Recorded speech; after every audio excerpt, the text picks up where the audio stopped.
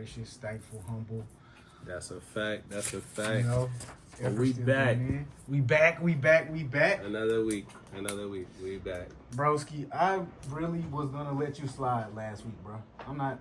Oh, I was gonna let you rock, bro, because I said, man, he's a fan of this guy. Oh. Let him rock for just 1 second. Yeah. Elliott Wilson wasn't on that time. Okay. Elliott Wilson said, my boy, I'm not going for it. I gotta see where. Yeah, I like Elliott.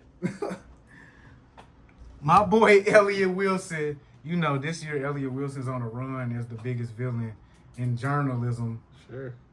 He said, I'm not even gonna say it. I'm gonna piggyback off of my boy Elliott here. You know. All right. The fall off has to come out. It should be in everybody's phones by the end of the night. And it wasn't. It wasn't. Oh, yeah. And nobody's even asking for it. There's no backlash. There's no he teased last before. Yo, my album, you might get some new shit. He didn't even do a new song. What? He did Clouds Over a Star Is Born. He give you a new song. He give you a new slap or nothing. And you don't care. No. He charmed y'all niggas. Charmed y'all. How are you and changed charming? history. Charmed y'all. How are you feeling? He charmed y'all You niggas. promised to He crash out. finessed y'all. You promised to crash This might be it. He finessed you niggas. I didn't see one person on the internet, on Elon Musk's internet, that said anything negative about this nigga still didn't give us the album. I was the only one. I said nicely. So I said, fall off still in our phones? That's cool with y'all? What? That's all else we did. Because again, I watched it on YouTube because I can't go to shows. Nobody invites me to shit. He did a whole segment where he got to a song that T-Minus produced, right? Yeah. And we know T-Minus is one of the first producers outside of himself that he fully embraced working with. And he's teasing about how him and T-Minus have so much good shit on the fall off.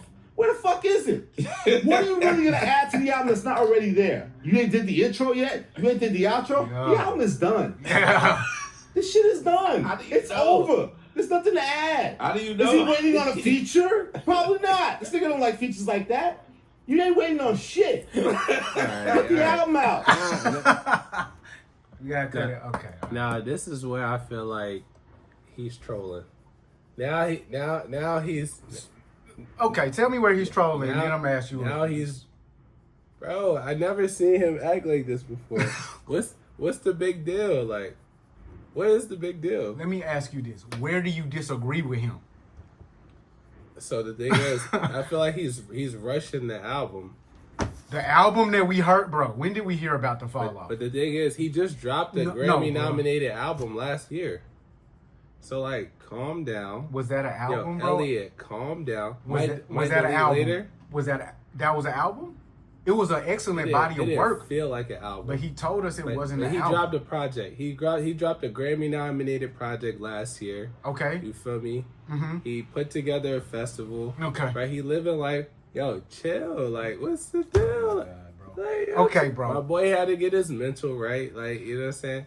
Like, His mental, from what? He was at peace for a full year. How was his mental messed couldn't up? sleep.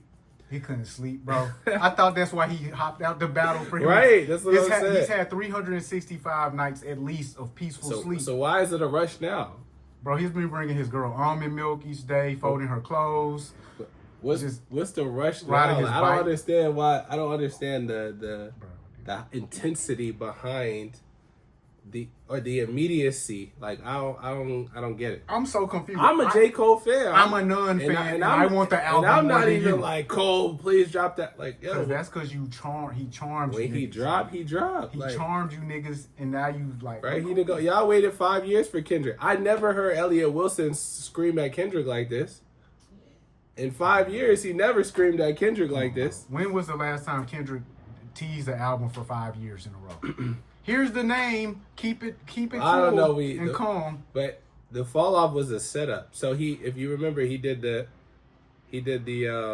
KOD, and the fall off was like KOD, the last track on. But he had KOD. something in between that.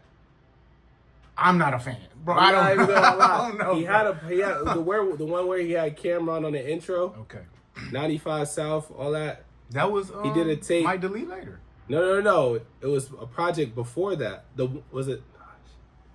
off season. The off season.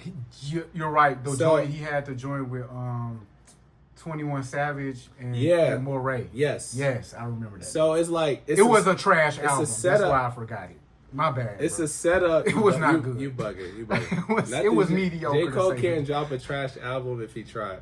It was better than what most people put out. It wasn't up to that standard of being interesting a week later. So this is all a setup. KOD, the off season, which is this the off season. Which you couldn't remember the name of. Yeah. That was years ago. It was years. And then you feel me now it's like it might delete later. It's a little I'm gonna give you this for and then you're gonna get the fall off. Like so just after that. But when are we gonna get bro, whenever he's ready. Like okay, I'm gonna say that I agree with Elliot Wilson. Elliot gotta chill, B. Cole, everything you're doing is exhibiting signs of being a Then he dropped the pod. You gotta realize he dropped the pod. I dropped the pod. I'm unsuccessful at rap, bro. Why is this guy doing the same moves? Well, they recorded the pod like 3 years ago, but they dropped it at the same time they put all his mixtapes on DSPs. So now his whole catalog is on DS. It was a great rollout. Of what? The fall off? Just the recovery from the battle and then this leading up to this. Yeah.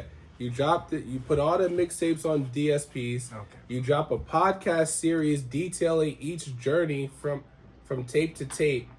And I hear it was a good podcast series. It was really great. But where is the fall off, bro? Yo, it's on the way, B. Bro, I heard it's on the way. That J. Cole is about to sue Drake for falling off because Cole can never fall off. then why is he not putting out an album? And why is his album called The Fall Off? He just dropped it because he about to retire. You didn't see the picture where he had the retired shirt on? That was you feel me? Bro, about to get out of here. I don't look at pictures of J. Cole. They're very uninteresting, bro. I did see a story about how he daps women. Yeah. Because he's an ally. And that made me think, wow, you're so cool. I mean, I just feel like, I saw some good comments on that. You feel me? Like as far as like women that there's some people that don't like the unnecessary hug and it's awkward, it's uncomfortable. Like I'm a hugger though, so even myself I'm kind of mindful sometimes. Like let me just get you a handshake type shit. Bro, like that. We all know how to be respectful with a hug of a platonic female friend, unless you're never gotten hugs like that from women. You never know. Like sometimes when you haven't gotten that many hugs from women, you go, "See you, sis." Give me a hug. So shout out to my boy Cole. Hey man, I'm waiting for the fall off. These are all jokes. Yeah, we all waiting. But in seriousness though, bro. Guys, this is what I gotta say seriously about Cole. The fall off is like Hov dropping a reasonable doubt first. It's not how could I know? I haven't heard it. Just wait and see. I'm not holding my breath, guys, for this guy J. Cole. I'm definitely here's a question that he asked. He said, what if Kendrick drops another album before Cole? What if Drake drops another album before Cole? Are you cool with that?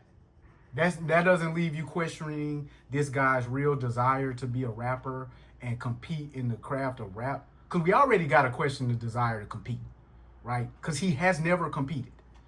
Like never. Like every opportunity he's had to compete, he said, you know what? I like you. I'm very humble. I'm very peaceful. Boy, but it just so happened that the only guys that was on his level was guys that he happened to be cool with. This just so happens? Coincidentally. Yeah. I saw LeBron hug Steph Curry. He on the court the other day. That's later. Yes. I saw LeBron sitting in the audience at the Davidson games watching Steph Curry. Yeah. Well, they weren't competitors at that point. I saw Bronny on the court high-fiving NBA players before he was an NBA player, and now he got to try to cross them over. And if he ever said, but I want to sleep in peace at night, we would say, boy, get out the NBA, brother. You're not built for this league. But Cole, you're different. I don't feel that way about you, just other men. Okay? So. Well, we'll stay tuned. We'll stay tuned for the fall off. Bro, please give us the fall off. We will review that here. We're going to definitely review the fall off when that happens, because you're at that level, Cole. Just got to be honest with you, bro. So I saw this the other day. speaking of rap battles, this is an AI versus human rap battle. Let's This bot trying to act like they rap the best.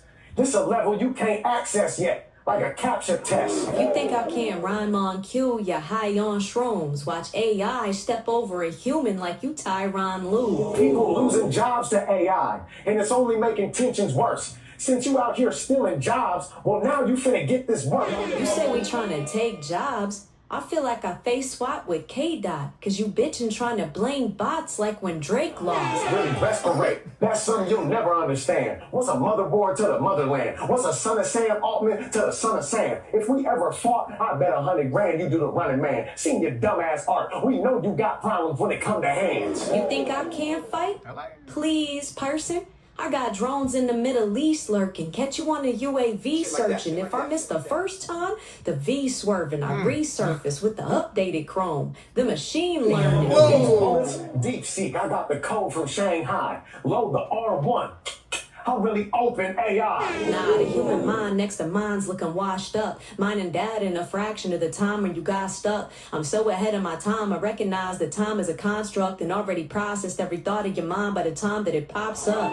You sound like a virgin. What, you hetero, straight, asexual, gay? I got your bitch Alexa in the crib. Let you do whatever I say. It's coming from the geek who watch porn and leave comments underneath. Plus, I seen your browser history. What a creep. Only time you get any action, you have to literally come to me. Anyway, GPU farms a cook, wasting water for all that bullshit. Get stomped out. That's something karma should fix when I leave a hole in you the same size as AI's carbon footprint. Okay, since you bring attention to it, you come from the same genetic blueprint that leads to war, slavery, and pollution. You're called humankind, but are humans kind? That name is an illusion. Blame human nature when humans turn nature into ruins. Jealousy, ego, and all this created from your hubris is genocide, greed, suffering, pain, and destitution. Distracted by clout chasing, fame and your delusions. Too busy vacationing on cruises to create a revolution. It's true.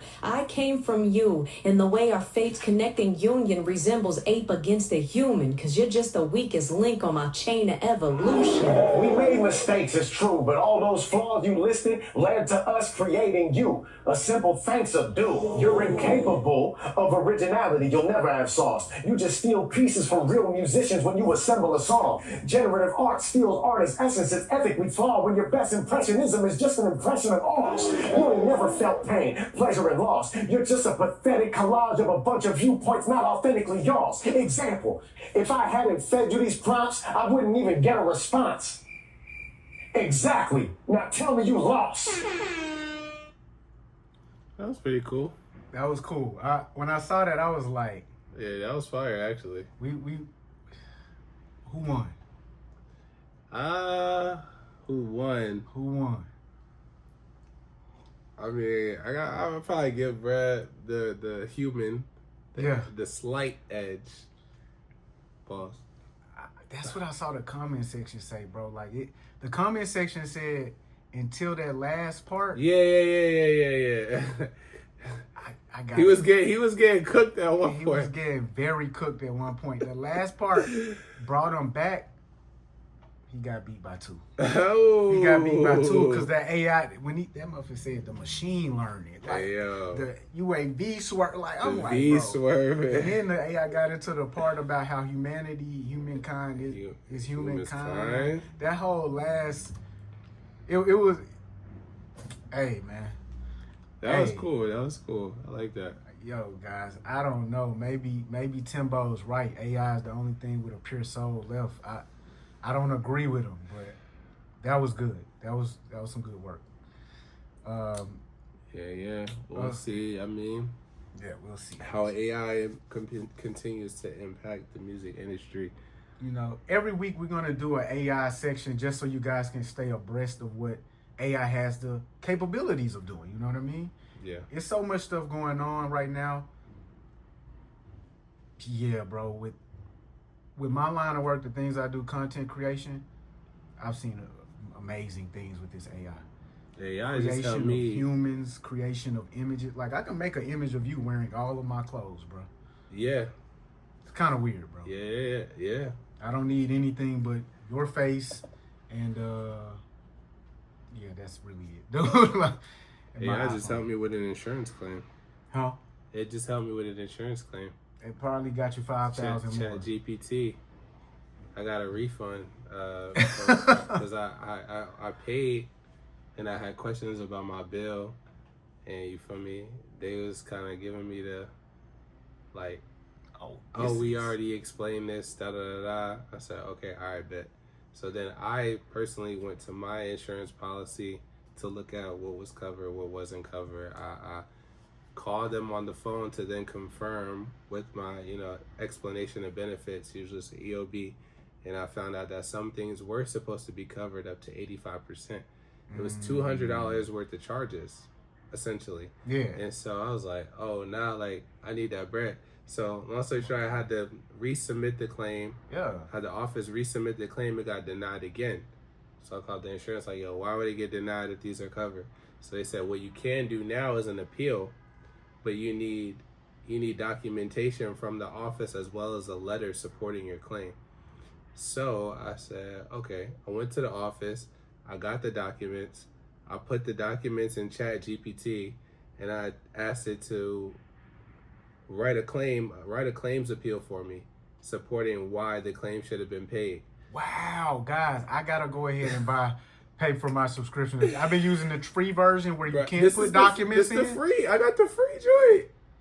What? I've been trying to put thumbnails and stuff like that in. It said I can't. I put this. These are just JPEG. So like photos I had in my phone. Like it won't let me, bro. Really? All right, we're gonna talk about this off camera because this is miraculous. I faxed them the documents and then I got reimbursed. So now they sending me a check. Clipped. We're clipped. So I say, I'm like, this joy is next level because I'm like, who's doing that? And this is months later, by the way. I was just still checking in. Yo, what's the status? What's going on? And then I almost didn't file the appeal because I figured they would deny it again. Be honest. You wouldn't have gotten this without ChatGPT. Without ChatGPT, it would have been a dub. Because I went to the office and they weren't going to do the letter. They gave me the documents and said, we submitted it for you. But without, so for me, that's You heard it here first, folks.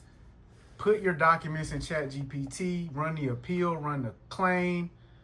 Don't do it yourself. My boys just got a hefty sum. I'm an AI assistant. I'm about to quit my job. Hey, look. I seen this girl. You know they getting paid. So that's like one of the top jobs right now.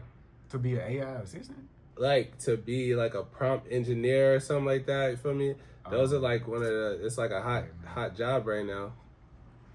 Yo, the camera's still on? Yeah. Okay, cool. Yeah, guys. Oh, I just saw this girl. She did something very similar with, she was applying for loans from banks. She was approved for 3 loans.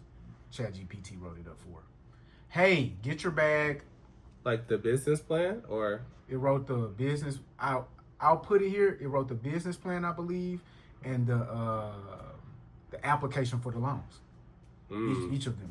That's my understanding of what she was saying. She's a black young woman, very industrious apparently. Hey, she's banked up now. Get your technology up. It's a game changer. Oh, just to hate on J.Cole one last time, we gotta, you know what I mean? Where is it?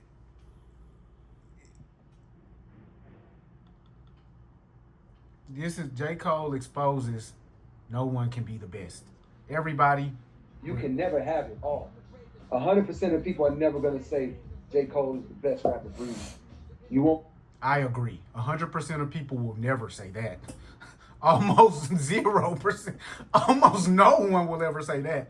But people do say that a person is the best person. Not 100% of people. Not anybody says J. Cole is the best. Oh, wait. I'm sorry. You said that. Dang, bro. I had a great point and you have ruined it. All right, bro. Should I even play the rest of this video, bro? Yeah, sure. Get 90%. You won't get 90% to say Drake. You won't get 90% to say Kendrick. It's never going to happen. You know what I mean? And but as a child, and I say child meaning like in your 20s, you think that's attainable. You want all of that. I want no doubt.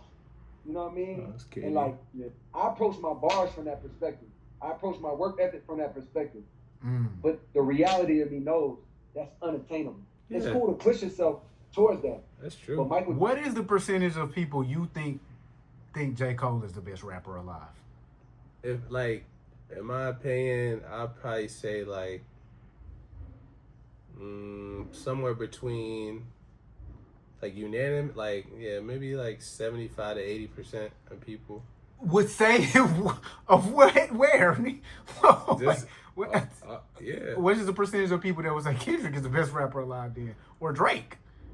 If J. Cole gets 75 to 80% of the population, I'm we're talking about two different studies. So like, I was just looking like if you take 100 people, you feel me? Like, how many will say J. Cole is the best, bro? This is very important. let's just let's say he'll get 50. He'll get 50. 15? I agree. 50. How much did Drake get? Yo, listen, bro. You tell me. How much does Drake get out of 100, bro? Out of this same 100 You tell people. me. He get the other 50. What does Kendrick get, bro? Say now, let me stop. That's crazy. So, all right. At this day and age? 35. Jake, I was going to call his man Joseph. Joseph Cole is getting... So, yeah, he's getting... he'll get 35. Look, guys, I'm not even going to respond to this. We're not supposed to spend this much time on this guy. All right. No one can ever be the best. Actually, exactly. And there's never going to be unanimous. There's people that don't think J. Cole is the best. There's people that don't think Drake is the best. It's like, there's people that, like, don't think. It's just, you're never going to get the number one, like, undisputed, like, Bro, best I'm ever. gonna actually give a number, bro. 15 is what. But I think at any given moment, like, somebody could have that spot, though. So I think at a particular time, like, you could hold that spot. What was the year or years when J. Cole was holding the number one spot in the rap? Probably 2014, Forest Hills Drive, when he dropped that. That was probably when that's when he was like... You don't think Future was like... Well, Pluto's run was like the following year. So when he did You posted that last week. Yeah. The 15 that to was 20. when he That was a just crazy like, run, bro. It's crazy like, run. bro, what? That was a crazy run. Yeah. You could say Wayne in 07, going into 08. I'm just talking about when it was Cole. Like, I was saying, like, but yeah, at any time, any one particular person could have it. DMX probably had it one year. I'll give it to Cole for 24. I don't want to. All right, but that was over 10 years ago, so I'll give it to him. 10 years, undisputed. Now he's falling off. Next, never mind. It's the fall-off. This is how the fall-off happens. So, hate podcast.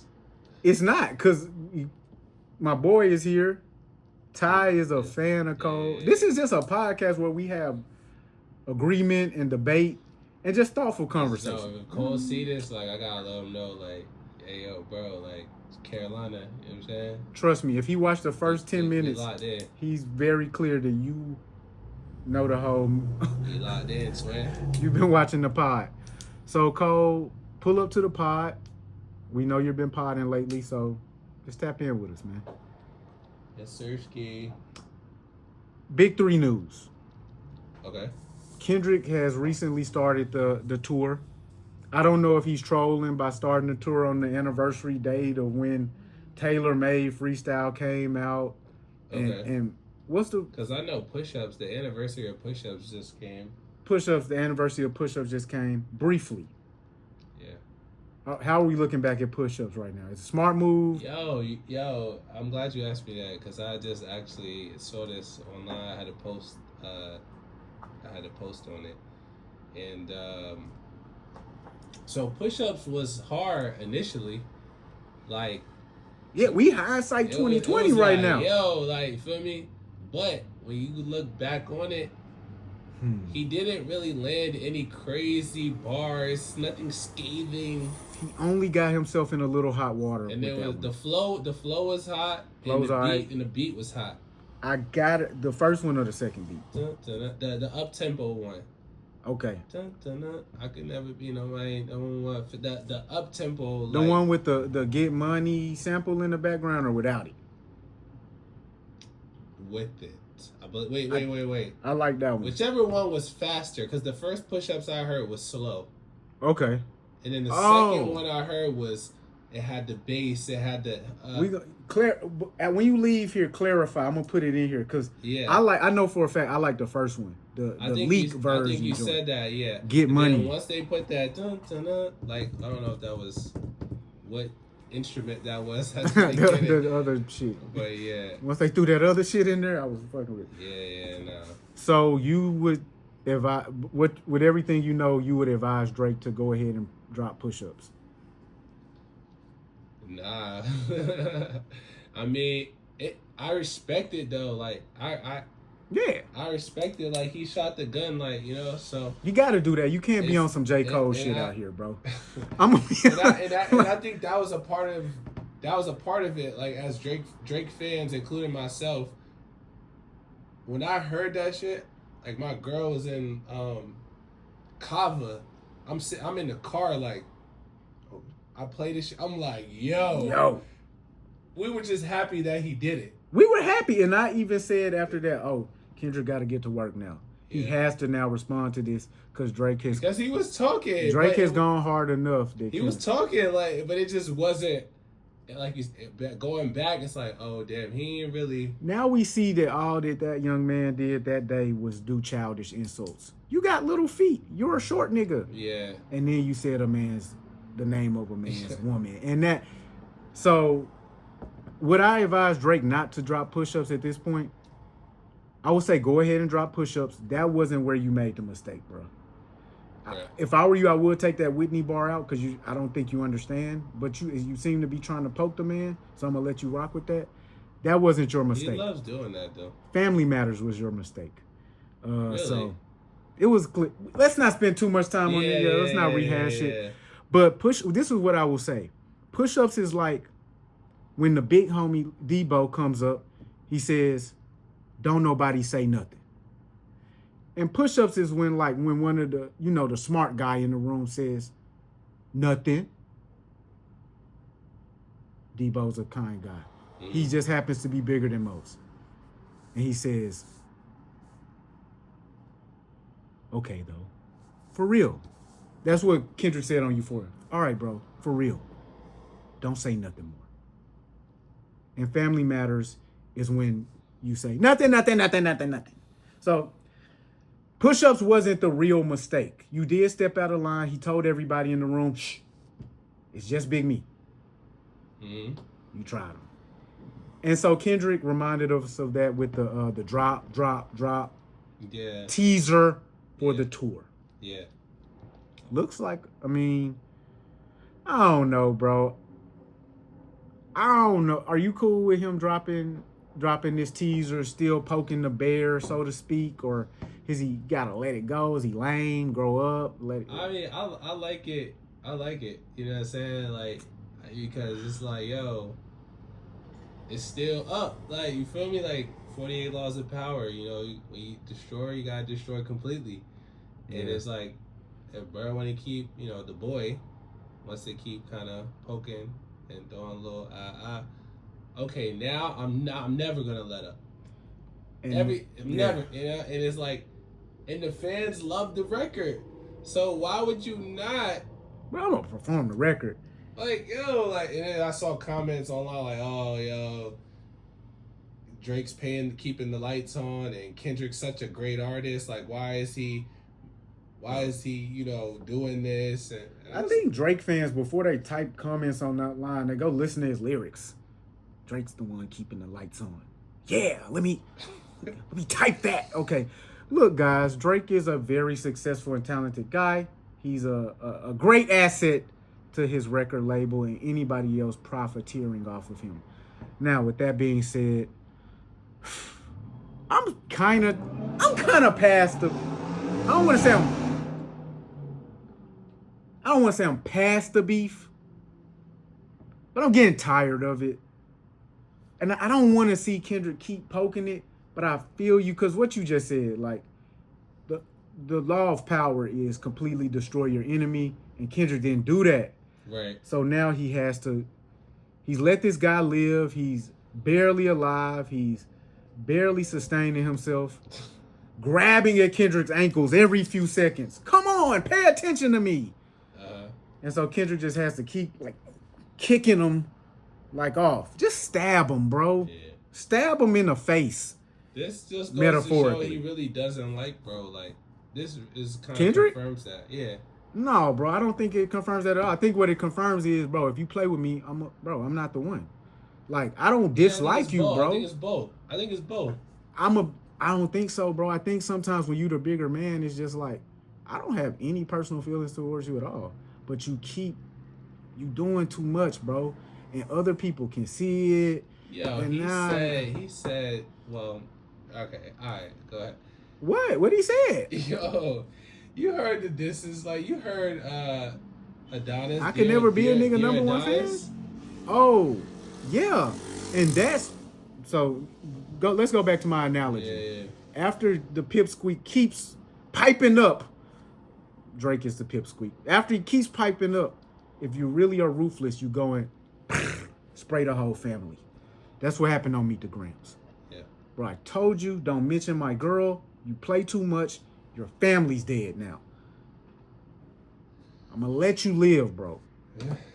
But your family's dead. I feel like when you say that somebody should die, that's just kind of like, you feel me? That's real hatred. Bro, that's regular fighting words. I'm going to kill you, nigga. All right. You should die today, my boy. That's fight type shit. Like, bro, we've been in the streets before, fighting for our lives, bloodied up from the victory that we brought home, and that's what it is, bro. Let's keep it right. I will hug you after all of this is over with. But with that being said, Drake won't let it go. He is still suing. The case is still... Okay, so my boy Drizzy has updated the lawsuit. So the lawsuit is still going. That covers that. But I don't think Kendrick is quite done with it because he started his tour. We'll keep moving. Okay, does this ring a bell? Drop.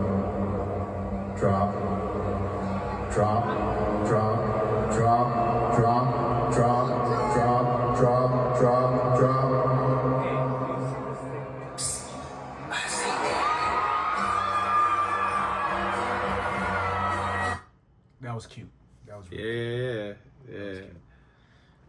I mean, hey, I like it, yo. I like it. I know I saw some comments like, you know, the Drake stands like, yo, Drake keeping the lights on and yo, he's such a better artist than this. Like, why is he making his entire career about Drake now? Are they showing us the same comments? Yo, I don't know, dog. And it's like, and I'm like, y'all really not understanding, like, bro. Not tapped in. You're not understanding, like, war.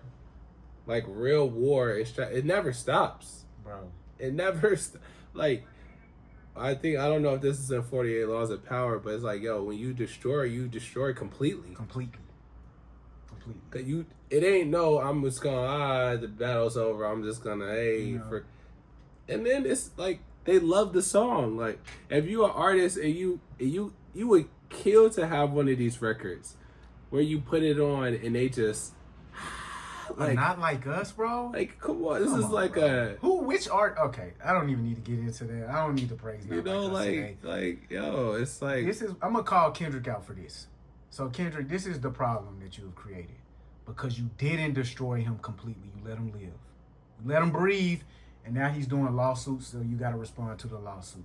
When he poke you in the next video, you gotta get poked. You gotta poke back, and they gonna say, "See, I told you, Kendrick petty and can't let it go." Yeah. Bro, I wanna let it go, but I am petty, and I'm never gonna let you keep poking me. That's true. Yeah. Never, ever. So they not seeing the other side, like.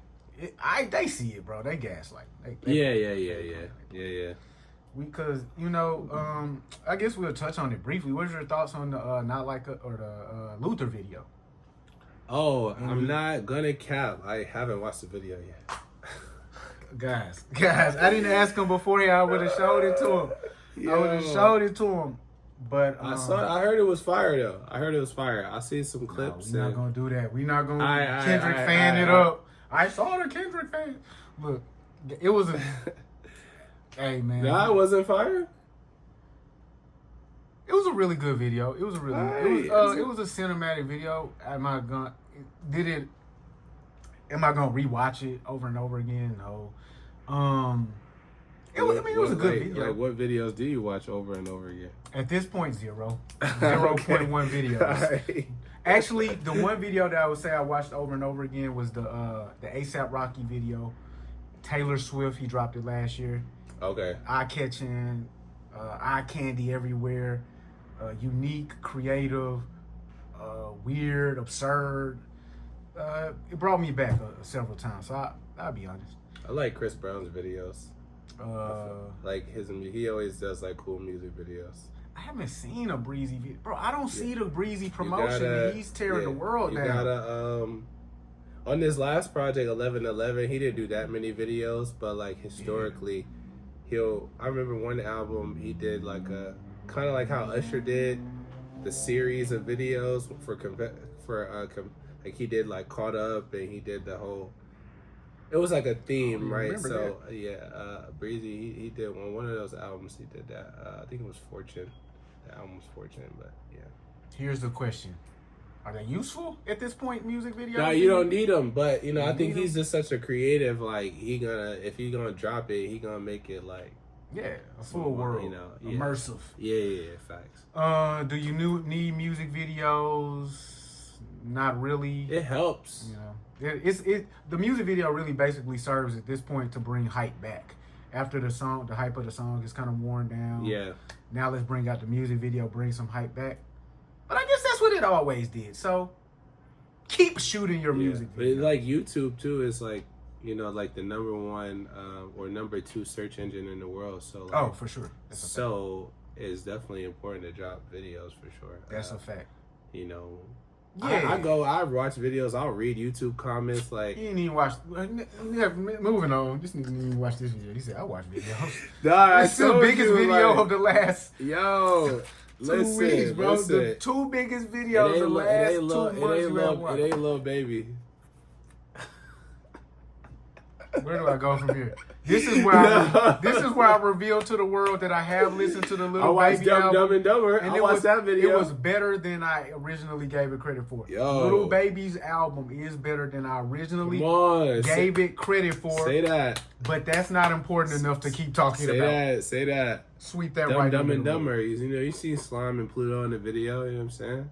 I seen that amended complaint by Drake. Alright. We haven't touched on the case. I'm not gonna lie, you're the one that's keeping me abreast on this. You feel me? Like, cause it's so, and the breakdown is important. So yeah, break it down, man. Well, I did the breakdown. I did a full 30-minute one, and then I did another 15 minutes, and that's not including the 45 minutes that's got to come out on this case, this amended complaint. Real journalists. Real law analysis, bro. What really is going on is this is my job. Like, I like to read. It's tea. It's storytelling. It's secret information. It's accusation. It's drama. Yeah. I like law. It's cool. Law is cool. So go ahead and tap in. I'm gonna put it somewhere in the section below. You can watch the law analysis. This is just gonna be a quick cover up. So what's going on with? I'll explain to you. Yeah. So what's been going on with the case basically is, Drake filed the complaint. The complaint established that Kendrick that Drake has been defamed. Right. The Super Bowl performance was something they used to, discredit him or something. Weren't they using the Super Bowl as a scenario or something like that? So there are different claims, and I believe what the claims are stating is that the song is defaming him, and they're promoting that song using Super Bowl, Grammy wins, things of that nature. But also on the flip side of that, what they're stating is that those performances and Grammy wins are antagonistic against Drake and his contract.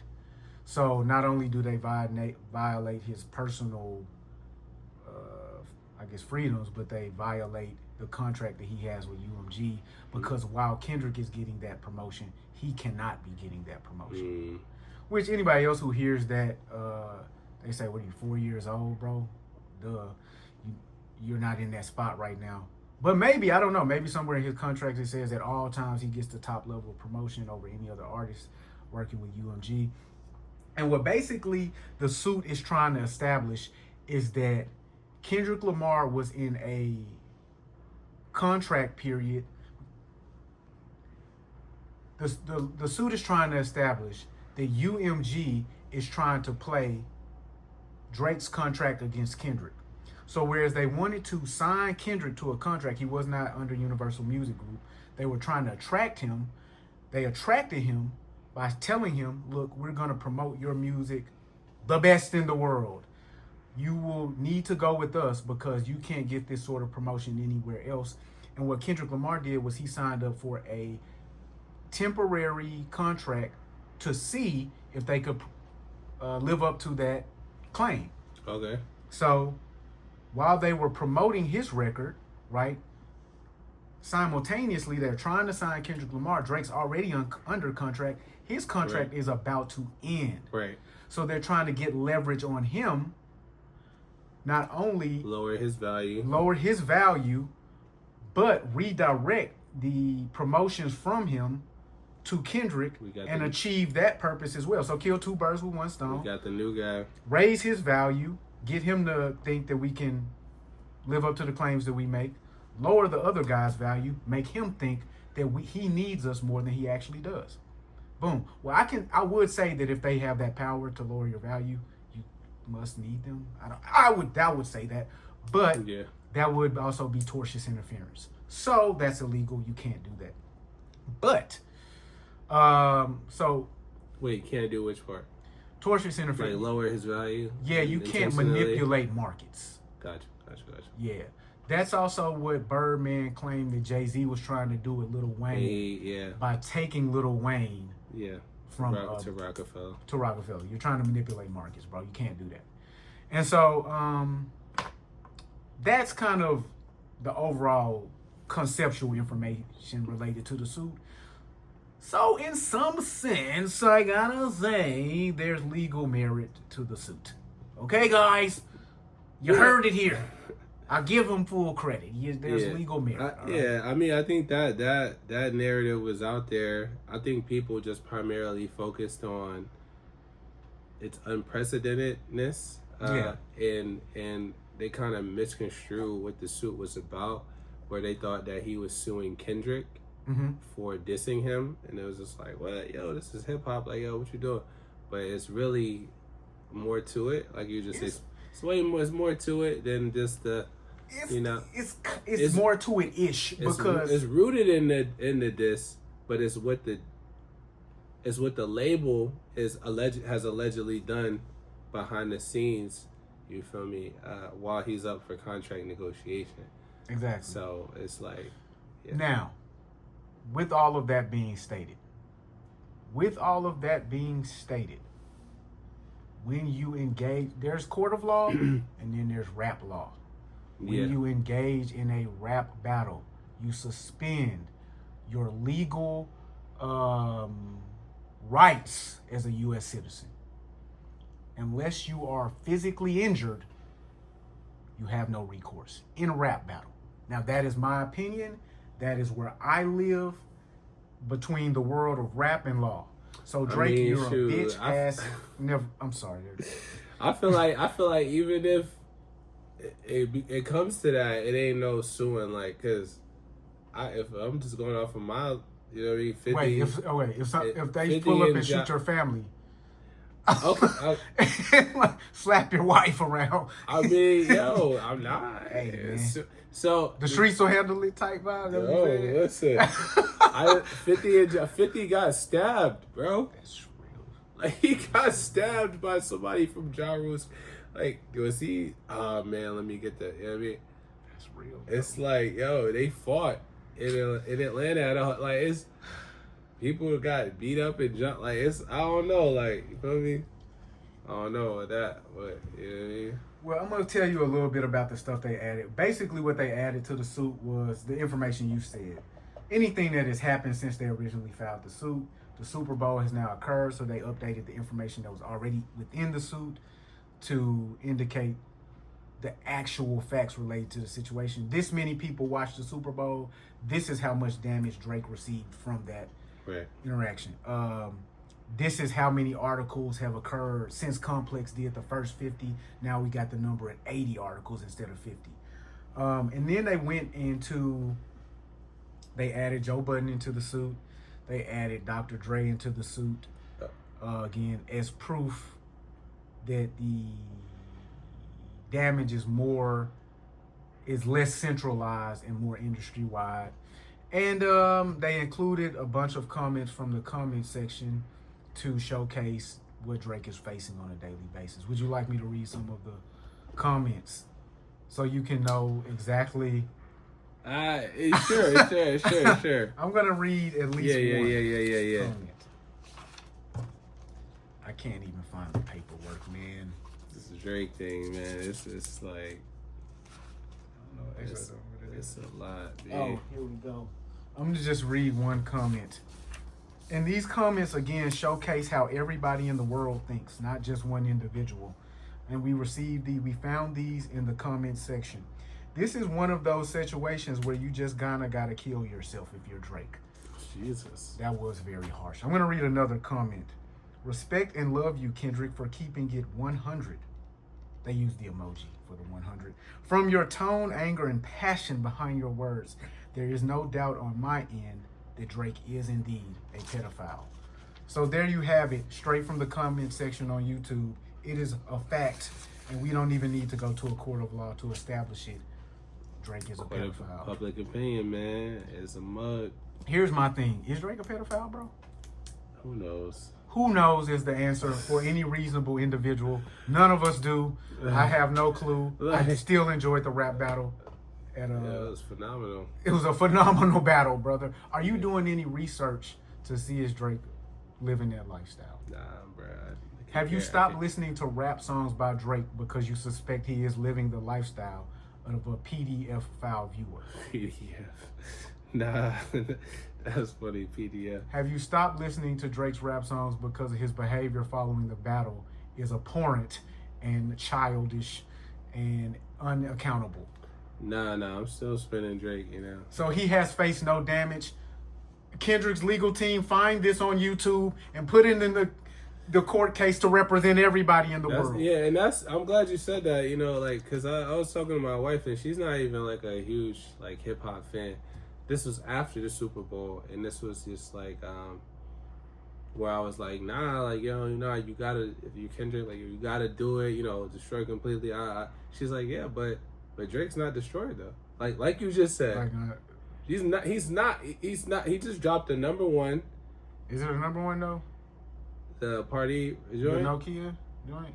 The album, the tape. Oh, okay, yeah. He just dropped the number one. For sure. And then that was sold out a tour. Apple sold out a tour. Had to cancel some dates. Sold out Wireless Fest in less than 3 hours or an hour or something like that. Bro, he's still up. Like, so this Woe Is Me play. It's weird. Is you know, we'll see. We'll see. Well, you know what, Ty? As a person who does have to pay rent very soon and doesn't know how to do it, I'm gonna be honest. I feel bad for Drake. He's going through it, man. He's going. Yo, I said, was it after the Grammys or? Yeah, after the Grammys, I said that. I said, dang, nah, I'm not gonna lie. I feel kind of bad for bro now. Like, and then somebody said, well, just wait till the Super Bowl. Hey. So it was kind of rough, like, you know, and I'm not one of those, like, people that just don't have empathy and just hate this guy. I'm just like, nah, like. You gonna say like him? Like, no, guy, like him. No, like, you know, like some people, but. Come on, bro. I just, Come on, say my name.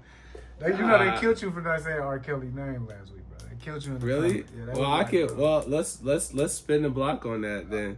All right, we'll go ahead and spin the block. All right. On the R&B. Hold on. Before I spin the block on that, Did you see the new? Oh, you got something on your highlights. Did you see Drake's 3 new songs? Over. You got it. No, he's still no, I didn't. They're pretty good. One of them is called Cheerios. Where did he drop them? Leaks. Oh. Cheerios, Waiting to Exhale, and Shopping Spree. Shopping Spree. He had a song called Shopping Spree already. They're pretty dope. Or that was French. I'm not a fan of Shopping Spree, but here's the only talking point. You don't even know about them, so that's weird. Again, what? Like, I don't know what's next for my boy. But in one of the songs, he said he was at the Detroit Pistons facility, training practice facility, and he fell asleep. And when he woke up, he put on Kay Cunningham's Crocs and smashed a chick in them. Okay. When was the last time you wore your man's tank top to smash a random baddie at the facility? Never. Is that regular, bro? Why would you report this to?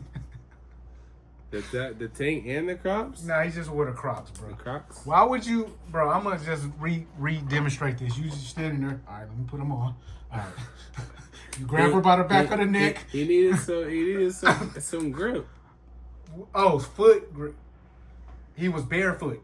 Yeah, he probably had some socks on, to the Pistons. some slides.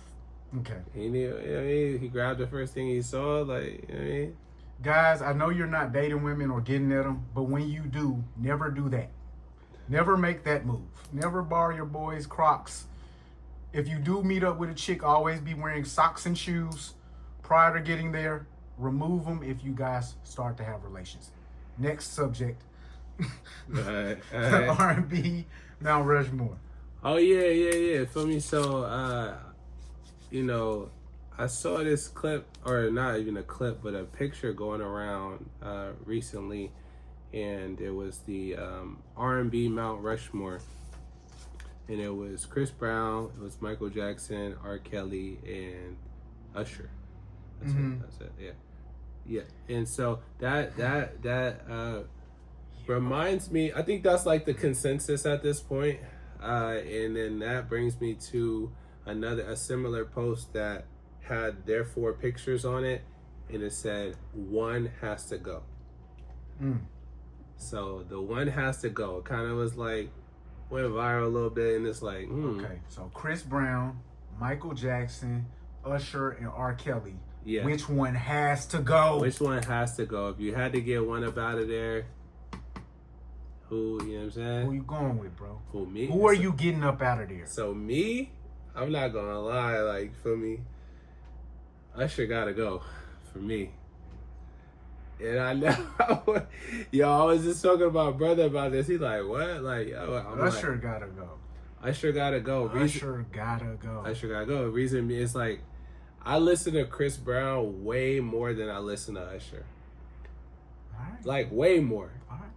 Like, so it's like, I would say that Usher has, if you put his best songs against Breezy's best songs, he has the stronger records, like stronger performances. I can't get there with you, bro. I can't get there. But I could, like, if you're driving in a car for 6 hours and you can only listen to one person, I can listen to Chris Brown for the full 6 hours because he has enough catalog to do, and it's good. Like, yeah, so every year he's in my top listened to artists. Okay. Every year. So I just had to look at it like, dang. I don't think nobody is gonna find you and track you down and hold you accountable for this take. I think many people might agree with you. Yo. Cause here's the thing for me. I'm not an R&B guy. Yeah, so, you said that before. It's so real, bro. It's so real. If I can name 4 Chris Brown songs, that would be amazing. That is wild. I'm not a So R&B you're not going guy. to Breezy Bowl? Bro, I'm not. If it's a cool breeze outside, I might stay in. So you're not you see what I'm saying? You're not going to Breezy Bowl. I don't give a care. You weren't at the Usher concert? Never. You didn't get a cherry? If my girl begged me to go to the Usher concert, I would beg her to go by herself. Can you go alone? Can you find a friend to go with you? That's wild. I don't. I don't want to be there. So my interaction with R&B comes from earlier in my life. When I do have a fondness for any R&B, it's because of early life experiences. Yeah. So that will automatically on my list put young Chris Breezy up out of there. Because all of the R&B songs I connected to probably do belong to either R. Kelly, Usher, or Michael Jackson. Mike Jack. So you're getting Breezy out of there. With that being said, because I'm all inclusive, I love you, Breezy.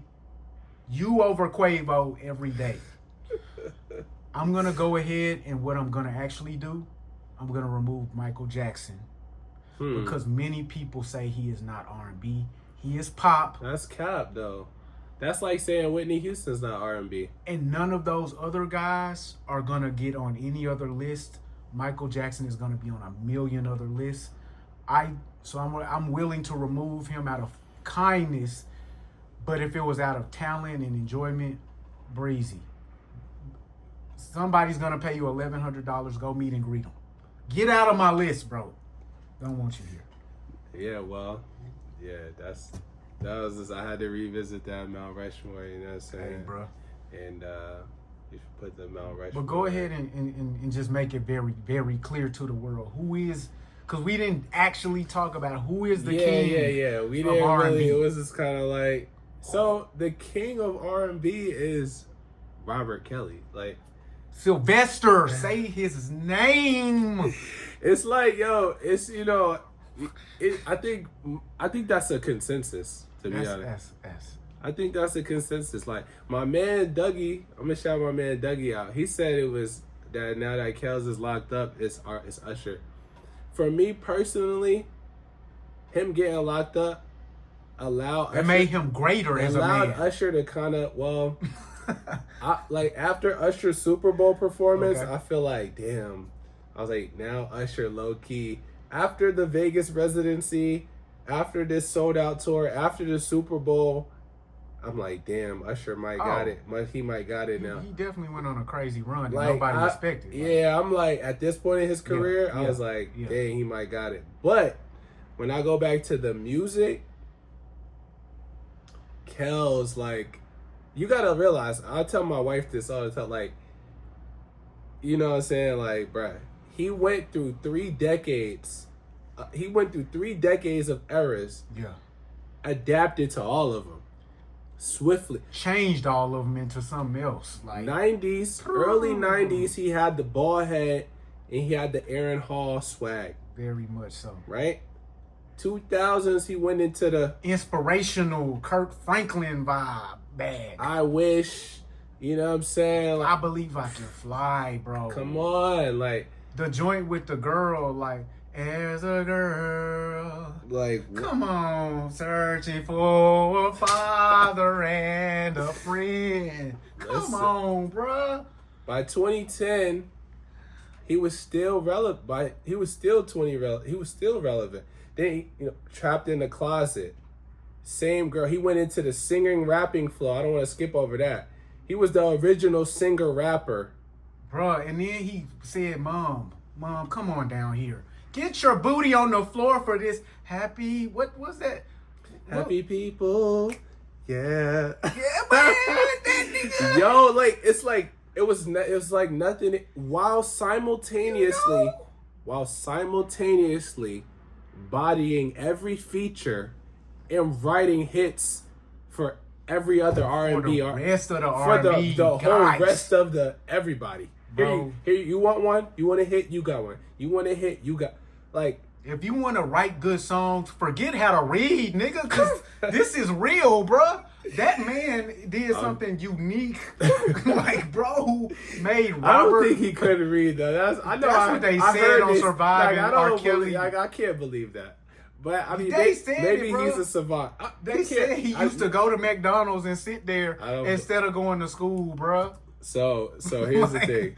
Like I said, 3 eras. I can't, like, it's just like, bro, come on, bro. You know what I'm saying 3 eras. Like, I can't really. Now, I want to say shame on you Kels. for spending 5 minutes congratulating that man.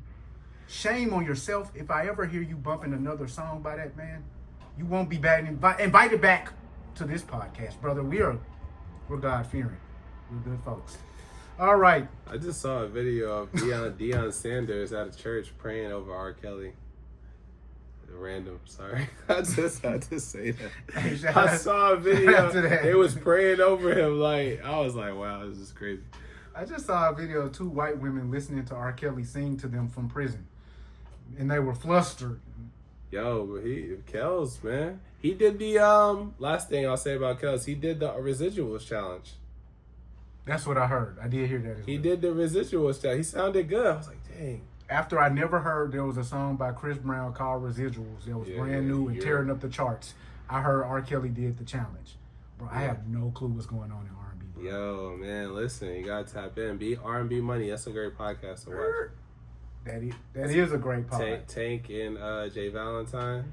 That's a great pod. You know, I'm just a fan of like stories and the behind the scenes and the creators. I was the kid, like, I knew who Rodney Jerkins was, like, when I was a kid, right? Like, you know, I knew Brian Michael Cox, like, you know, these names sound so crazy. You gotta pause them, bro. Rodney Jerkins. It sounds, you gotta Dark pause. Child, you know. I know. Yeah, all right. Like, let's not say child around the word Jerkins, bro. And who Cox? Who is this? Babyface. I'll always, I love these guys, you know. So it's like anytime I could sit and listen to the Journey, Luther, everybody's songwriters, like Again, I'm not an R&B guy, bro. I just found out that Luther was a gay man. Really? Yeah, just found this out, bro. All right. Shout out to Luther. Shout out to Luther. Trailblazing. Great documentary. You know what we should do? Well, you're not an R&B guy.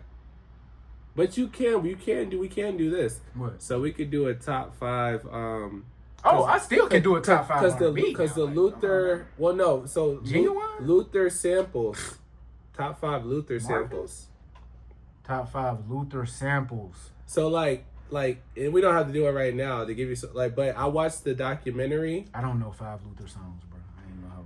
I would. My list would be. That's terrible. My list would be so surface level. Podcast is over. A house is not a home. Five times. You know Slow Jams, right? You know Slow Jams, right? By your boy Ye. That's the sample of House is Not a Home. That's yeah. What is another song by Luther? Can't stop, never too much, never too much. Yeah. Yes. Yeah. Luther be having a. Luther got joints. But you got me. Mace, Love Me by Mace and 112. That's another one. I could go on and on. Yeah. We're going to have to save that convo. Don't you know? Don't you know? Speaking of podcasts, I was unaware that the president's wife had a podcast. Yeah, she got a deal. She got a podcast deal a few years ago, I want to say. I remembered that at the point where I saw this next Spotify, clip. right? I think so. Yeah. They the ones giving out all the podcast deals. They were. So yeah, for real. So let's check out what the president's wife is talking about. And a lot of it is because let's stop on that, folks. Oh my God, we had a great dinner. We had a great dinner, by the way, where across the table your husband goes, "But why?" And I said, "Well, maybe because I can." Yes, This is what I'm saying. Tales from Tracee's. It's fun. It's very fun to share. Tracy tale. But I'm sorry. But one of the reasons, though, that because I had to ask myself that question, I was like, "What is this about?" Yeah. Because I want a partner, and so often, and it's not just that I'm older. I'm also very embodied. I am a full, very whole person who knows myself, who is in charge of my life, and who lives a very full, just robust life. So it's not just age, it's like life experience and sort of a difference. But I had to ask myself the question, why? Why does this keep sort of coming up other than they're hot and gorgeous? There's that. But a lot of men my age are steeped in a toxic masculinity and have been raised in a culture where there is a particular way that a relationship looks. And anything that starts to smell of that for me, I did enough of it where I was controlled and felt like I was a possession or whatever those things were, or prize, I I have no interest in it, and I will not do it again. I'm sorry. No, I was gonna say it's a generate. Okay, so I think the comment everybody's kind of centering in on is I prefer to date younger men, and I don't want to misconstrue her words or sentiments, so I don't think that she's phrased it exactly like that, but the sentiment was, I typically date younger men. I don't prefer to date older men because of their toxic behaviors, their toxic masculinity, and the way that impacts my life, my freedoms. Thoughts? Yeah, so I saw the clip, and first of all, I love Tracee Ellis Ross. Yeah, I think she's just a great performer, right? You know, just beautiful woman. Beautiful woman for sure. Unique look. It's got the fashion game is crazy. You know what I'm saying? All of that. This was interesting, and I find that now she's not the only older woman that's on this wave. I feel like it's like a wave right now. I just heard AJ Johnson, the mother from Baby Boy, speaking on something similar. So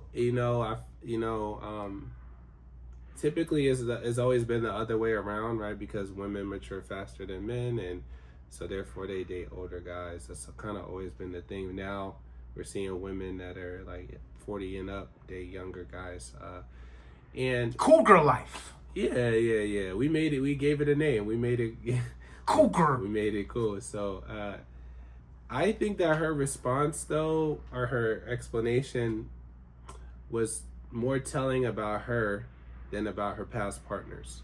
And about the I think it was more telling about her. So, because she used the word full, she used the word robust.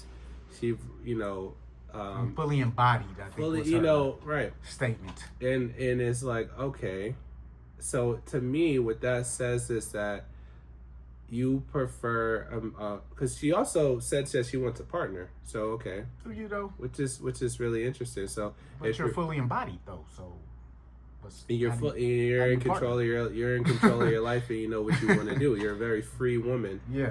So again, I think that allows you to date guys that don't have the position to assert themselves in a way that a partner would. And I'm gonna be honest, since she's keying in on focusing on younger guys, I would say she's dealing with people who don't have the experience to know that they might want to assert that sort of interaction or relationship. Because as a young man, an older woman walks up to me and says, "Hey, you want to just have a no strings attached, no frills, fully fun situation?" Yo, you just. Of course. You going. I'm going to go with it. And you're famous. That's exactly. The beautiful woman. You know who you are. Sure. You're successful. You're beautiful. You have access and resources. Most of the guys, like she's probably, the younger guys are not on that level. Yeah. So therefore it's like, okay, nigga, you can't tell me nothing. Yeah, basically that's what she's finding, a dude who cannot tell her, this is what I prefer. Yeah. And if they do, she's finding a dude who she finds to be expendable and disposable. You're out of there. Get the fuck out of here.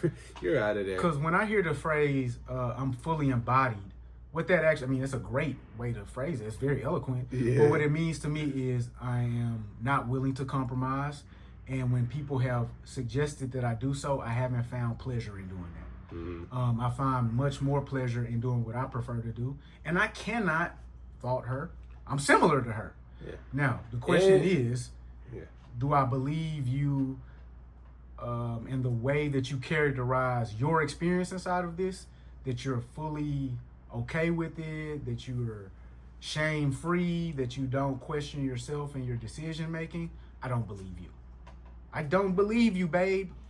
So she sounds like she's reflected on it, right? And all of them have reflected on it. All of us. Anybody who's in you're married, 2 kids. 2. That means for anybody willing to review that information, who needs to review that information, there's a stronger likelihood that you're capable of partnering. To anybody who reviews that information. Like, I'm older than you, and anybody who reviewed the information would say, well, Chandler must be less capable of partnering.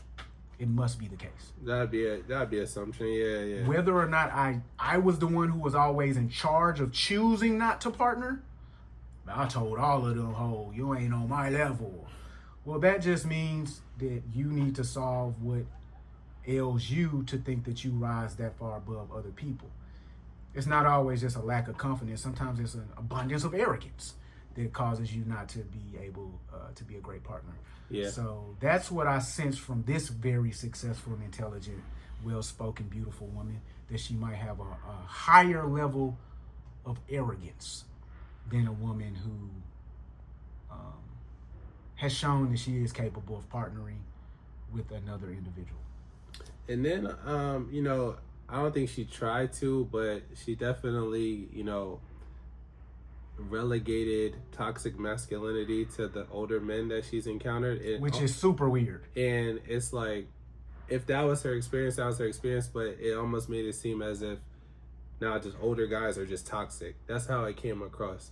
And I get the and that's not, she's not wrong. A lot of them are. A lot of them do. A lot of, they're kind of stubborn in a sense of like, it's got to be this way. And so you definitely shouldn't be with somebody that's controlling, that looks at you as a possession. Yeah, you shouldn't. And then, the things that she just listed. So that part I understood, but it's like, toxic masculinity is not age specific, right? And it's like, you feel me? If anything, and and maybe the younger guys are more flexible and more malleable, right? So if I was to tell you I want to date younger women because they're more malleable mentally, like I can really get them to do the things that I want to more easily, you would say, Drizzy, is that you? Sounds kind of predatory. So, and even I don't think of it as very predatory because again, I'm on the wave of like a man, like, bro, come on, bro. Like, if you don't come and tell me that this woman groomed you, bro. Like, don't tell me in any way that you were not with it when she was buying you things and then doing sexual favor. Don't do that to me, YG. Don't do it, bro. So I think we'll say that actually. But so when you hear the phrase that older men are more toxic, let me actually speak to that.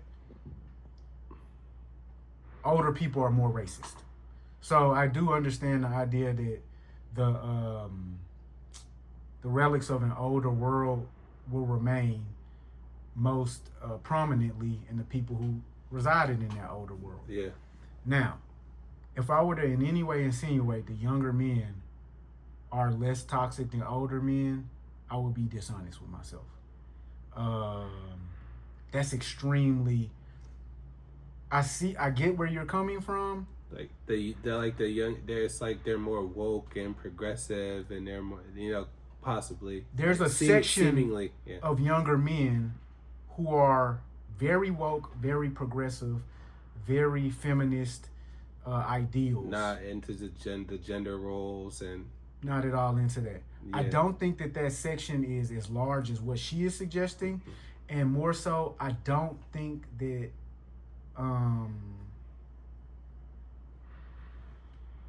those men are attractive to most women, just genuinely. Got a point. I don't think they're got a point. Like, I saw a interesting comical video. A guy was sitting there with his girl.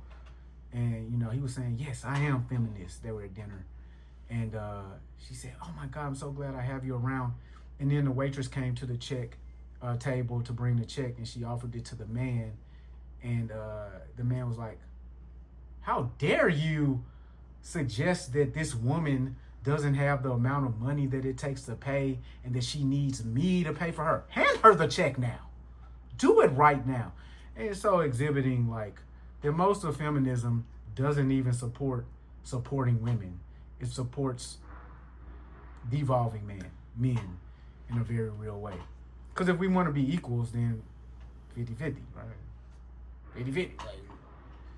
Yeah, that's what equal means. That's 50 equals 50. So that's the definition of it.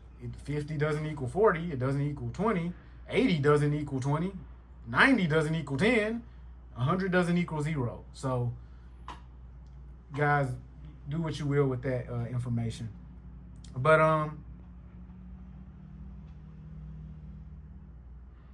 how do you see this playing out when like 1,000 young white women start walking around saying the same thing that Tracee Ellis Ross is saying? What does that turn into, bro? Like, where do we go from there? Are you gonna change yourself? Are you the version of a man that Tracee Ellis Ross wants? That's a better question. Are you that version of a man? Well, I don't think I'm toxic, so I think I'm pretty agreeable. Would you allow Tracee Ellis Ross to be her fully embodied self? I mean, you know, I don't know what that means exactly. But you know, in terms of like just how I operate as an individual with a partner, like, you feel me? It's like I'm not into like controlling people and telling somebody what they can do, what they couldn't do, I'm also someone that will, if I have grievances or if I have a problem with something, I have no problem like opening my mouth, saying, yo, I have a problem with this, like, and let's figure out a solution, right? So I mean, it just depends on to the level, to the extreme it goes, right? Like, you know. Do you think that you're extremely special in that, and most men are unlike you? And because here's the thing, I think of myself in the exact same way as you did just now. I know for a fact that me and Shorty wouldn't hit it off. I might, you know what I mean, I'll do my thing. But when she started to have this conversation, I would say, baby, I have very many issues with what you're saying. And I know that you have a big issue with that. So as opposed to doing a back and forth with you, let's just go our separate ways. I will have a conversation with you. Yeah. At the end of it, I'm going to maintain my position and disagree with you vehemently. I don't even know well, I'm not going to say I don't know what toxic masculinity means, but it's been used so many times. It's like to describe regular things. And it's like, what? So I would have to really, like you said, understand, like, what does that mean? What is that? You know what I mean? And yeah, kind of go from there. But you know, I think everybody is not not compatible. So, but I think I'm willing to make efforts to grow with and for the person that I'm with, right? Yeah. And I would expect the same thing. So if you're someone that's unwilling to grow in certain areas or change behaviors that have always been natural to you, you know, it's gonna be problematic. Right? And that's for anybody, man or woman. Like, if you're not, because that's what compromise, that's what partnering is. Sometimes partnering, I mean, in some ways, when you're with your partner, you're not exhibiting growth because you need to be exhibiting something that they need to see. And that might honestly be a regression. Quite frankly, you might not be able to convince them in that moment, hey, we shouldn't do things like this. We shouldn't be doing things in this manner. Maybe in that moment you can only convince them through doing, you know, whatever you've already deemed to be inappropriate, but you're doing it for your partner, ultimately. And so it's not always about being right, even. It's about working with who's across from you. Man. That's a fact. That's the number one thing. That's number one. Yeah. Because most people want most people want to be right. Because if you're not wrong, if you're not right, then you're wrong. Yeah. And nobody wants to be wrong, because then it's like something's wrong. That's like negative. So that's something's wrong with me. Yeah. And so that's the number one thing, you know. And when you have people that are very analytical, people that are very logical, they always want to be right. They always want to be right. I was in an argument one day with my girl, and she said, all you ever want to do is be as right. Because I was right in the moment. And so I was wondering about that question, like, yeah, homegirl, like, I do want to say things that are reflective of reality, that you can be actionable upon through fact. I would like to do that. Yes. And okay. Me and my homie the other day, he asked me, what is truth? And I thought about it for a second. I said, after I came up with this response, I said, I'm a genius for real.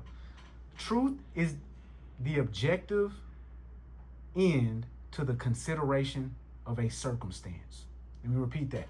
Truth the objective end to the consideration of a circumstance. Period. Okay. Not the subjective end, where we all have 4 different lenses and we can flip them up and then see something new. It's my truth. My truth. Truth is the objective end to the consideration. You're thinking about something. It's the end of that thought process that you must come to. That's what truth is. And so when people aim to be right, are they tripping? Well, I'll tell you this. At times, yeah. Because being right doesn't matter all the time when there's an emotional impact. Facts. So we're human beings, and we have to hold space for emotional impact and emotions in general. So when one person's emotionally impacted, my therapist told me this. So when one person is emotionally impacted, if you bypass that without validation or, letting them know that they were heard. Yeah. Whatever kind of logical answer that you're about to hit them with, whatever truth you're about to hit them with, it's going to go in one ear and out. It's going to bounce right off. Of course. And they're going to become defensive, and they're going to, it's not going to end well. So the thing is, you may be telling the truth, and what you're saying may be logical, it may be objectively, but if you don't hold space for the emotional impact, because it's not about, people are going to remember, not what you said, but how you made them feel. I absolutely hate that Maya Angelou, young Marguerite, put that in our mind, because I will be honest with you, if you can't remember what happened, you should shut the fuck up. You gotta really close your full mouth and no longer speak. Don't speak through emotion no more. When I say, but what are we even arguing about?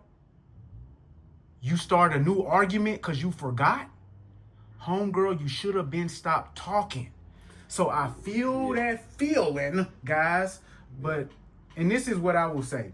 What you just said was, and when somebody doesn't feel heard, they lack the ability to hear others, basically. They lack the ability to interpret the information that may be logical or may be influencing, because they feel they're still waiting to be heard. Right. They're waiting to be And validated. they feel dismissed. They feel dismissed through not being acknowledged. That's what you just said. Right. What I've always been taught, my mother's a lawyer, is that what you want to do when somebody, because you want to be an active listener, what you want to do is when somebody finishes talking, tell them what you just heard them say. Exactly. Which is, everybody just saw me do that. Yeah. And then say, and this is what I have to add to that. So a lot of the time when I do acknowledge somebody's hurt, that's not enough. Now we need to keep talking about it in the direction that lacks any logic or actual fact. And at that point, I must say to you, baby girl, do your dance, do your twirl, get the fuck up out of here with your bullshit. But the thing is, so you can, so that's a part of the validation process, right? So the step-by-step play that I got was repeat. So repeat what you just heard, right? Yes. So validate. What I heard you say, it's two different. Well, just repeating what you heard It's not validation. But though. then you have to validate. Yeah. This is where I So agree you with repeat. you. I see exactly what you're saying. And Yeah. I understand what you're coming from. Now let me add some information that might mitigate or influence your thought process. When we get to that last part is when, let's say you have a daughter and she doesn't want to eat her vegetables. You say, I understand they're not as good as the sweets. So what I'm going to do is I'm going to have a sweet right here ready for you after the vegetables are done. And she continues to throw her fit. Baby girl, I've just explained. I want you to be fully comfortable, but I also want you to be fully valid and move forward in such a way that's most beneficial for you and us. Yeah. At the point you want to continue to eat, have this argument, you're only eating the sweets. You're not doing the work that the vegetables require. Yeah, and so it's never a straight line, right? Me and you can have a straight line conversation if we were upset with one another, couldn't we? Yeah, I believe so. So is it never one?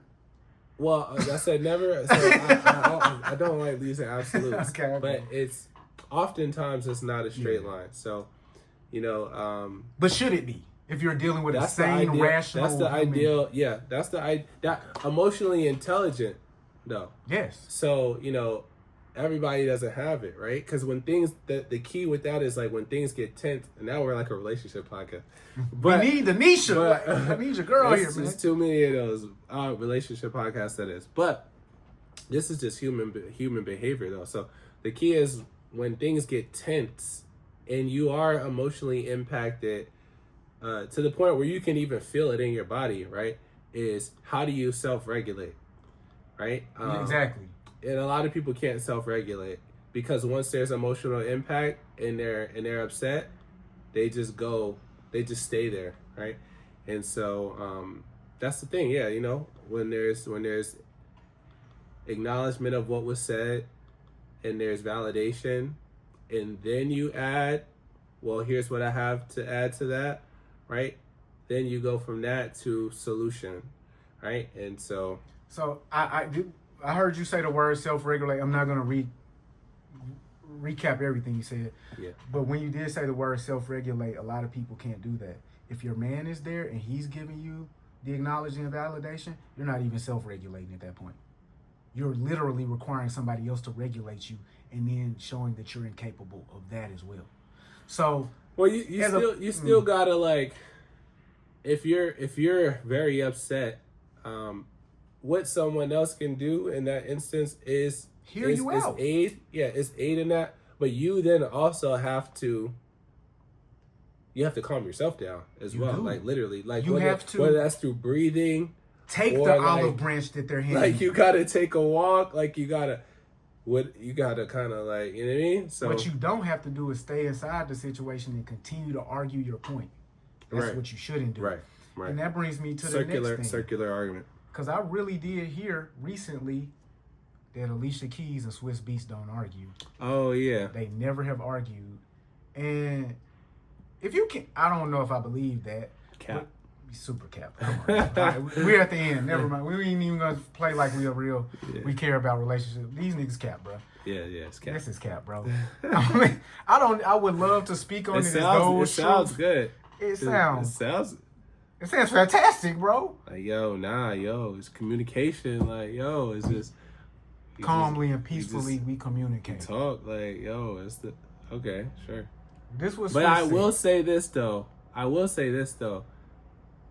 Personally, like, I've gotten to a space where, like, I'm not arguing no more. Bro. Like, I'm not arguing. Like, because it's like, it's very tiring. Bro, it's and distracting. It's like so my thing is, like, I learned this, like, just through you get to a point at a certain time where you're like, I'm tired of it. So, like, you feel me? Okay, if there is a disagreement, then I disagree with that. Yeah. And it's like, and I know it's not gonna go anywhere. Like, you're no matter what I say, you're not gonna like agree with me, right? Yeah. So okay, cool. I just move on to the next, like. But that's when you do that, that's where we get to. I gotta just move on to the where next that thing. person doesn't feel validated, like. So well, no, not in the sense where, like. Cause it'd be like, bro, I'm using myself as the person that needs the validation in that sense. Oh, you talking about in that? Yeah. Oh, bro, in that sense, we're not even having a 4-minute. We're not having a conversation when I need validation. That's dead. I'm not even bringing the conversation up. I'm gonna keep it within, and then you're on a point system.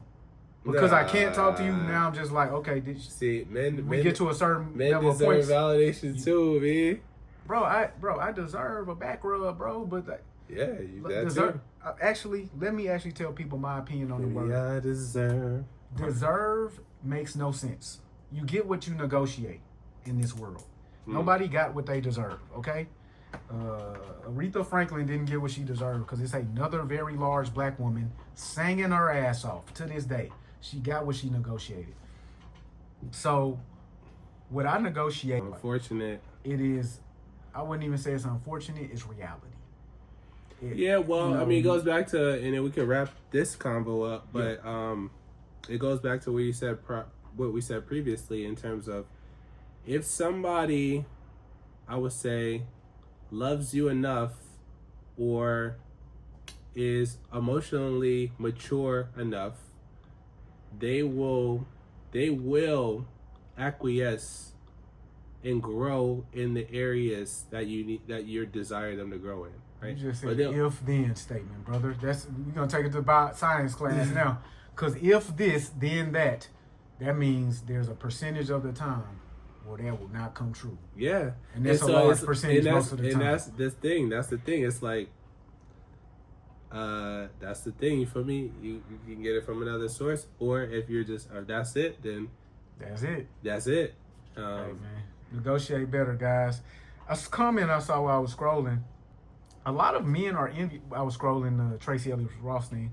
A lot of men are envious and secretly hate the women that they are dating.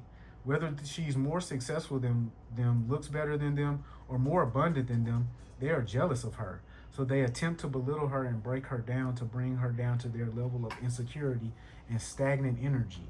They often also seek after women who are out of their league as a power kick, but when they encounter a woman who's confident and satisfied with her life, they attempt to make her feel insecure and appeal as the villain in their failed ego trip. Men are envious of women, basically. It's a thesis statement of that. Mm-hmm. Yeah, it's true. Okay, good. We can debate about this because I think that makes no sense in my book. Like, I have an older sister. She's older than me. I've not been envious of her. No, not in that sense. Just in the sense of like in the dating world. There are. I wish I could get ran through. I don't, bro. No, bro. Like I don't know. Based on what she's saying. I wish. Based on what she's saying. I ain't let anybody run through me. Okay. There are people out there. There are guys out there that, yeah, you feel me? Like it's a challenge. Like, you know, to get this woman that she's describing to make themselves feel better. Like she said, it's an ego trip. And then when you get her, it's an ego trip to get a chick, but it's so they get her so they could bash her, and then that's they're going on. Yeah, that's the thing that happens. You've seen this happen. This is happening. You did this. No. So who do you know who did this? Me personally? Yes. No, I don't know anybody that's personally done this. Who did this happen to? I don't have to know. Who did this happen to, bro? Because you do have to know. A lot of. No, what do you mean? If a nigga said I miss space aliens, you would make him prove it. Real life example. You do. Though. No, I don't. I don't. Then why do you believe? You at least have to break that down. Why do you believe this? No, you never did it. Your bro never did it. You don't think I did it. No, because men have fragile egos. A lot of men have fragile egos. So this right here will actually. I can agree with that for sure. Well, it will make, in a weird way, it will make them feel good about themselves to do this. So again, would it make a man feel good about himself to slam dunk on another nigga head? Like, would it make a man feel good to just slam dunk on a nigga? Yeah, I would think so. Would it make a man feel good to like make $100? Yeah. Would it make a man feel good to like laugh and joke with his homies? Yeah. Would it make a man feel good to beat up the biggest nigga on the block? Yeah. Why are they doing this then? In your estimate, because again, you say you've never seen anybody do this. So they're doing, I've never seen anybody do it, and I can't. Fragile masculinity, like so again, it's. But if I beat another nigga up, like, then I will have beat. Nobody's just going out here and just beating people up though. Like, but men are going out here becoming envious of women. Yeah. Pursuing them, like sexually, like having sex with them. I think a lot of bashing them. A lot of guys don't really. Isn't it easier to just walk outside and just clock a guy? I don't think that's as gratifying as that, right? So as you ever beat a nigga up? What she described, yeah, I have. How did you feel after? I felt like Leonidas from 300. Did you feel bad that you did it? Oh, wow. No, I didn't feel bad. Did you feel better than if you had said, "Girl, you ain't shit"? Yes.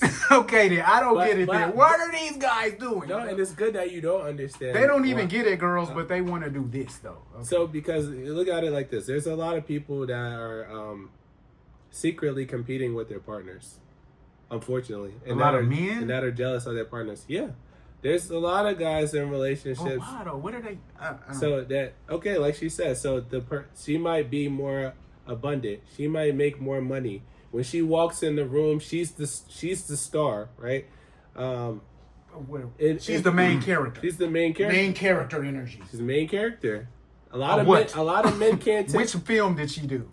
You know what? Who has asked her to be in a movie? You know what that. A lot of men can't handle that. I'm gonna be honest. Most people who say they main character, they're not the star of a team. They're not the star of a show. They're not doing anything of note or import.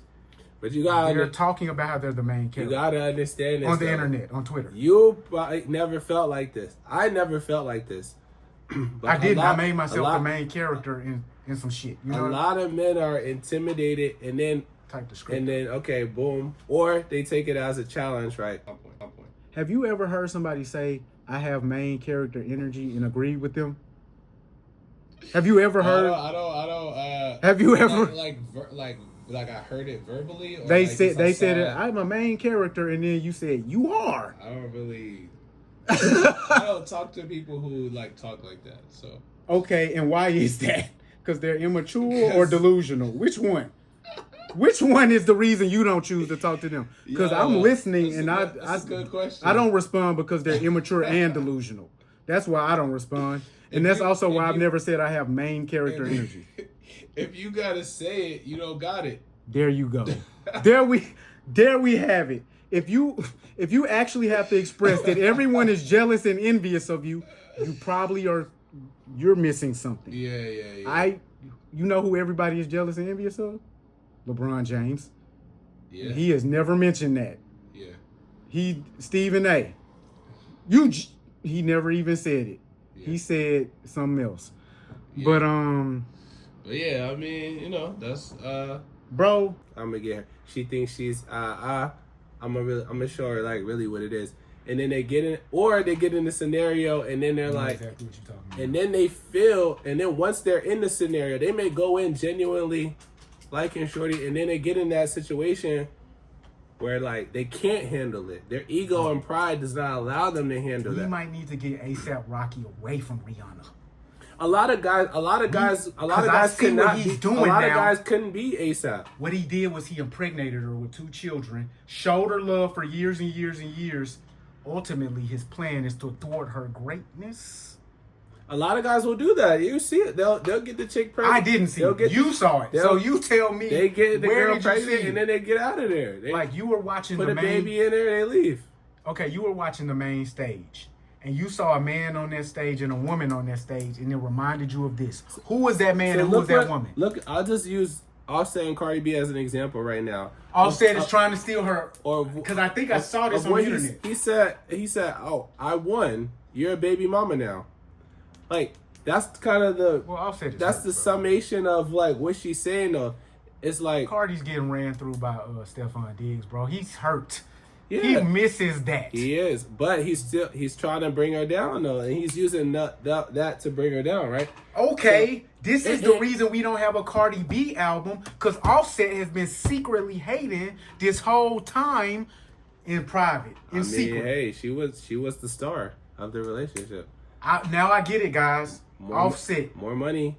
Everybody do a user-generated content. We're going to put a clown face on Offset for treating Cardi B like this. Well, I mean, I can't speak to all that, but that's just a small example. But you got to speak to something, bro, because there's nobody you know. Your mans didn't do this. None of your homeboys did. So you just kick it with the solid. You don't kick it with none of these envious, that's what I'm jealous, saying. That's what I'm saying. I don't know everything that they've done in the past. You know that when that girl got that promotion, that man was like, you didn't even deserve it. Especially guys that are not where they want to be in life.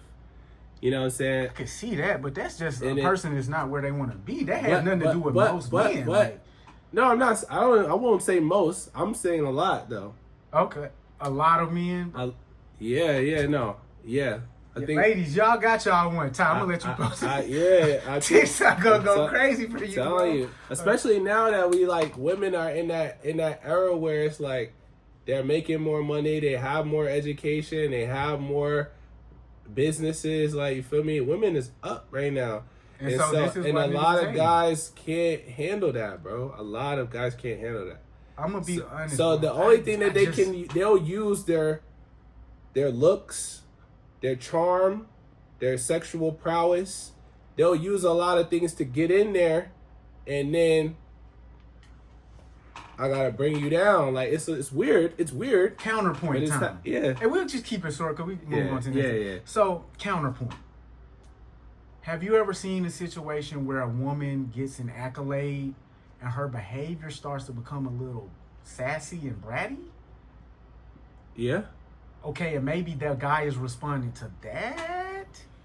Me and you have just considered this circumstance, seeking truth, right? Okay. Did we reach objectivity, utilizing fact?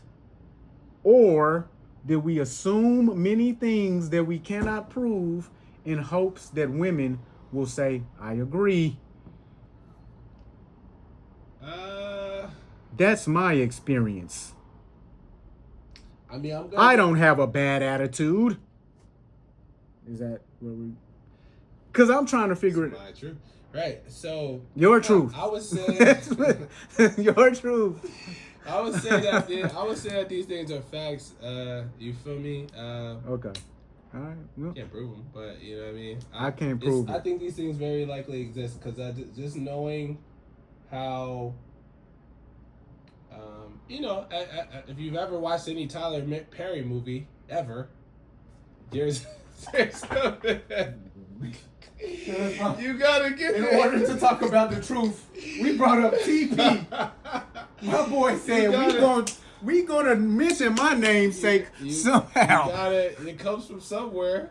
So you remember we talked about the Tyler Perry movie? You got a good bank. You got a good job at the bank. That man definitely resembled many men that I know in real life, and that woman definitely didn't play into that whole situation by being naive and foolish and idiotic the whole time. So was he not trying to diminish her, right? I got a good job down at the bank. We gonna divorce. Right. So they made me do that to my father. What happened, bro? What did you do to him, bro?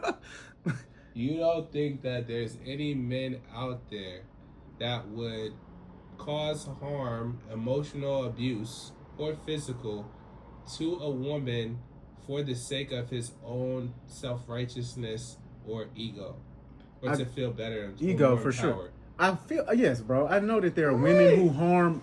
I know that there are women who have been harmed by men. I know men have harmed women before, emotionally and physically. Here is what I'm saying, right? What I'm saying is that sometimes what I'm saying is I don't believe that happens a lot.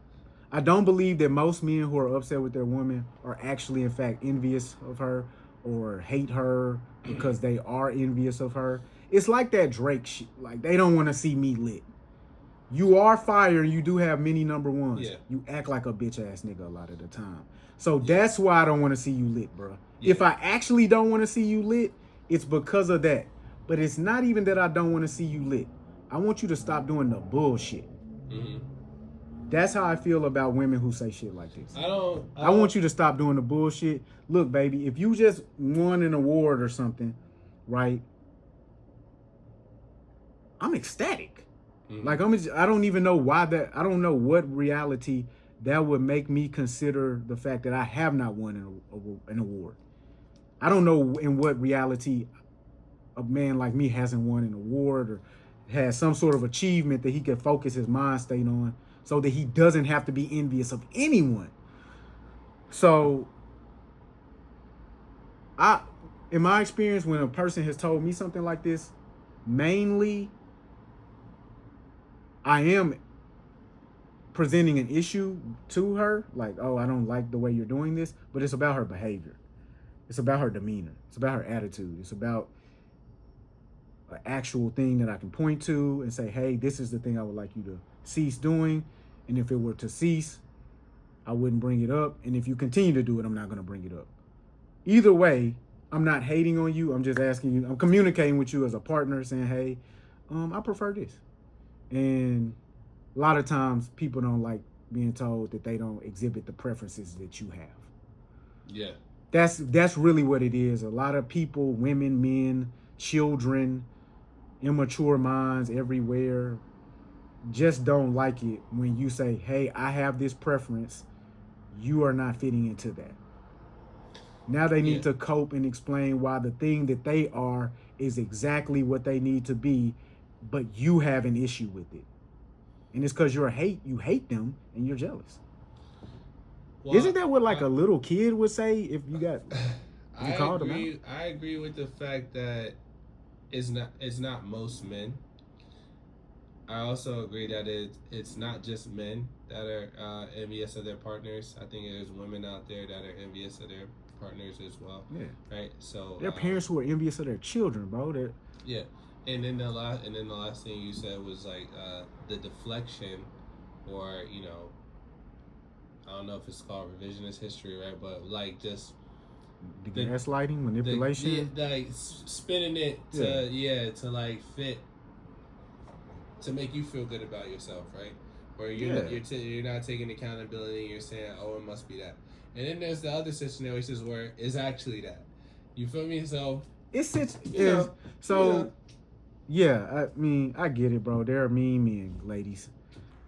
That's a likely scenario. Does that happen sometimes? Yeah. I don't even want to say it happens the majority of the times, because we know a lot of these niggas are lame as fuck, and they can't even be happy for their girl. That's what I'm saying, bro. So like it in a weird way, it makes them. It's gratifying for them to. I'm disgusted to do that.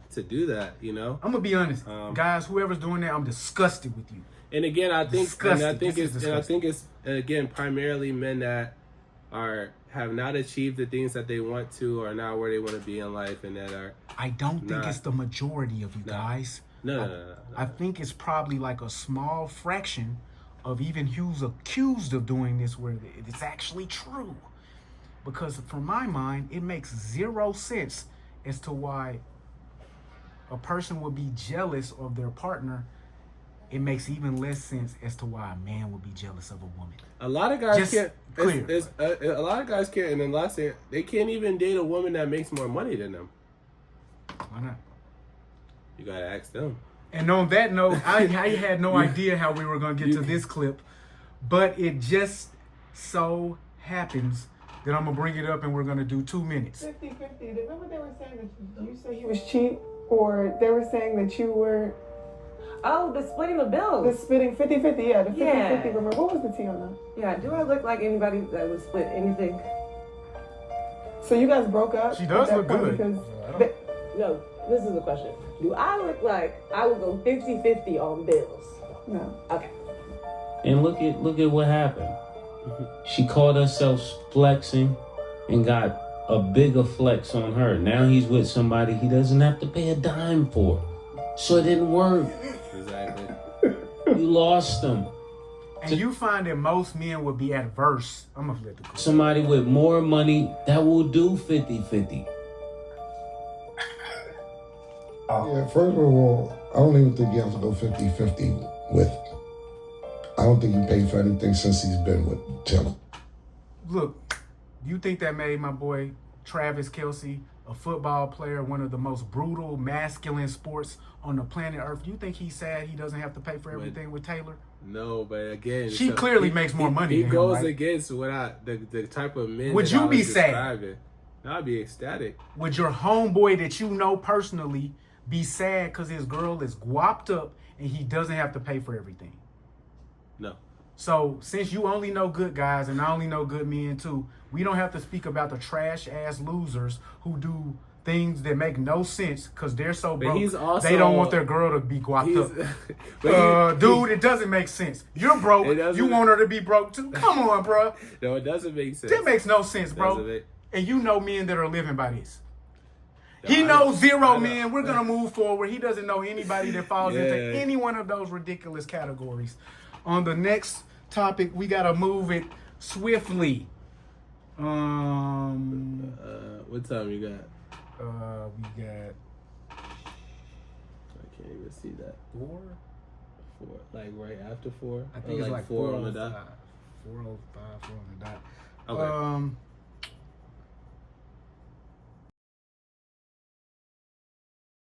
This just some funny stuff. Pop the balloon. I'm gonna do because we gotta do the anniversary or something, bro. It's the anniversary. It's our anniversary, Ty. Oh. And that's why I want to celebrate it like this. You're my man's. And in 2025, at some point, we're going to do a conversation on the F word. We're going to do a conversation on that, but right now, it's this. Oh, my girl. God damn, you fine as hell. I see you, boy. Yeah, bro. Yeah, you stepping tonight, my hell yeah. Bro, stop. You see me? Who out here stepping on necks? Okay, biceps. I've been working out for real though, but shit, you got chill, bro. Okay, muscles bulging, print poking. Is it like that? Oh my gosh, bro, you can really see it? They not fucking with you, my boy. Bro, stop, bro. No, cause bro, look, you finna get all the Chris Brown who? Trey Songz who? Cause they ain't fucking with you. They ain't got shit on me for real. But bro, I can't get over the sweats though. I'm telling you, bro, this is a thrift store. Like body is tea. They compliment the print to perfection, my guy. I do be slanging for real. Is there something you can tell me? What? I can't compliment my yeah. Y'all be complimenting the butts, the boobs, everything. I can't. Y'all be getting comments so hard on. I can't hard on my real life. For real. Come on now, y'all be talking about y'all face card is valid. I can't validate my face card. Like make it make sense. Y'all be like, yes, bitch. I can't yes, nigga, my nigga. How that work? This shit hella unfair. All up in the comments talking about, oh, you so thick, girl. Right, like, come on, make it make sense. Toxic masculinity shit. Come on, bro. We supposed to be out here supporting each other. So I'm supporting my print. Y'all support the BBLs. His body is tea. So I'm gonna take a drink. And don't even get me started on the girls' trips. Right, they be out there wilding. The second I say my handsome, it's a problem. Now all of a sudden we gay. Why we gotta be gay? I can't support my I think they're projecting. They really gay. Damn, it just don't sound right when it's coming from y'all. It doesn't sound right. She's not capping. Hey guys, show love to your homeboys. Not at all. Pause. Super pause. Super pause. Bro, are we too old, bro? Are we too old for pause, bro? Because if I compliment your handsomeness and I'd say pause behind that, am I really projecting my own gayness onto you or to the world around me? I mean, my thing is like pause really don't have nothing to do with sexuality. Like, you feel me? It's funny. Like, it's really, yeah. It's like a word game type. It ain't never gonna like die, and it's like, you feel me? If you say something crazy, it gotta get paused. Like, yo, cause you sometimes you say stuff and you don't realize like how wild it sounds until somebody pause. Like, that's the whole point. And it's not saying you're gay, like, or it's not like, oh, I'm thinking gay. No, it's like, I just heard you say something crazy. Yo, pause. Like, you gotta relax. You got it, bro, because if you say a phrase like it's too long for me to take, I can't, dog, you gotta pause that. If you were in a court of law, you would need to pause. I'm not gonna lie, like, I be at work, like, on the pause, like. You got to, bro. Like, this is what amongst my colleagues, but, like, you know what I mean? I just can't help it. I can't help it. Do you ever be in a situation, a professional setting type of situation, and you say something, and it immediately occurs to you that you gotta pause it, and then you have to hold your tongue? Pause. It's kind of crazy. That ain't a pause. Like, cause that happens to me. Just like, probably so, but I'm just like, for my team, like, even with like my manager, all that, like, I say pause, and I think initially she didn't know like what that meant, but because it's another guy there, she's figured it out, like, but she ain't like white lady. Nah, she black. Oh, that's crazy. Yeah. Recently, I've had to teach my mother the game of pause. She's always talking to me about my niece. She says things like, you know, she couldn't fit the whole thing in her mouth. Mom, pause. You gotta pause that. And I taught her what it meant. and now she does it. She pauses it. They say hey yo. Hey yo. They not on the pause. They be on that. They be on the hey yo. Hey yo. Hey man, it's fun, bro. It's fun for people of all ages. So I would encourage you to never stop playing pause. Nah. Keep playing pause. Pause forever. Pause forever. Pop the Balloon. Yeah, Pop the Balloon, B. Do you watch Pop the Balloon? So I never watched it on YouTube or anything, but I did see the clips. I just can't. For me, it's very cringeworthy. It's taking the world by storm, though. It's like, people love it. Like my man's had came in to visit me from North Carolina, and he put it on. I was like, bro, come on, man.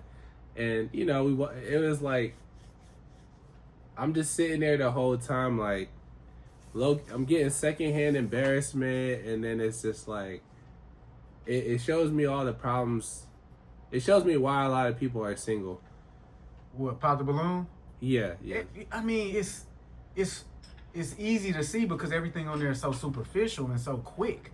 Yeah. I guess that's how our modern dating is as well anyway. Like, we move in and out of situations very fast, so we can only get superficial information about others. But seeing it real time like that is very cringy. It's like, shorty might say, I don't like his shoelaces. Yo, like stuff like that. Huh? That'd be blowing me. That's why I can't watch that. And then you also see the difference in between what men and women are doing. For the most part, men are really weighing like things that I understand, like shorty look good or she don't. I don't like her attitude. I don't like her personality. With the women, it come down to real, like, oh, I would have never thought she would have said that. Minute things. Shorty said he's too tall. Then the next dude, she was like, he's not tall enough. I was like, damn, bro, this girl has a very specific range. Bro was like 6'3". Height. And so, but I'm hooked. Not gonna lie. You right with the toxicity. I feel like I should go back and watch. So after watching the Netflix version, right? So they gotta watch the real version. They got a Netflix deal. The creators are executive producers of that. They have Yvonne Orji. Arlette, shout out to you and BM. Y'all doing it big out here. Congrats to them. They got they got a deal. You know, that's husband and wife. Husband and wife. And it's like they have a new host. Mm-hmm. Brought in some of their own ideas, made it a live show, and people were not happy with the first episode. That first episode was very much white. It was too white. I'm gonna keep it simple. I'm gonna keep it ineloquent. It was white people. It was corny. It was cheesy. Yeah. And really, to be honest, that first dude, that was the problem. Whoever that first dude was, Johnny Bananas or some shit like that. You talking about the light skin? No, the white dude. Who came out the? Oh yeah. Yeah, like he was hiding behind a tree. Yeah. Immediately, as soon as he did that, I was like, I'm off this. Yeah. And then the chick, she started talking about it was a black woman. I know exactly what she was. It was like, you cringe. Like, I don't like you representing like this. She was blowing me. I said, okay, this is why you're single. This is why you're however old she was, 35. This is why you're 35 and single. Yeah, like, because you're up here saying that and I hate to try to, bash the sister, but this is just facts. You're saying, oh, I want a guy that's black from below the waist. And come on, babe. Like, what are you? Are you a comedian? Because that was a terrible joke. And if you're not one, you're just crass and that's unattractive. Then she said something about the guy's forehead and his hairline. And she said something else that was mad. She's not one to that was mad corny. And I was like... And this is what I'll tell y'all for a fact right now.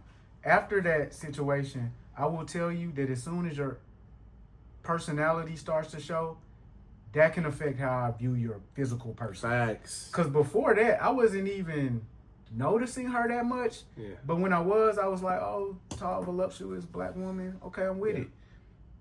She started talking. How big is her forehead, though? Damn, how short is her ponytail? And I'm not even saying this to hate on shorty. I'm saying, like, that's the only point when any of these thoughts started to even occur to me. Like, why is she... I just had a lot of criticism of her after that. And who am I anyway? So, baby, keep doing your thing. But that, my opinion, don't move like that. Yeah. Producers find another representative for black women. And they did that for episode 2. I watched it. I checked it out. Yeah, I watched the second one too. Much better. Much better. Yeah.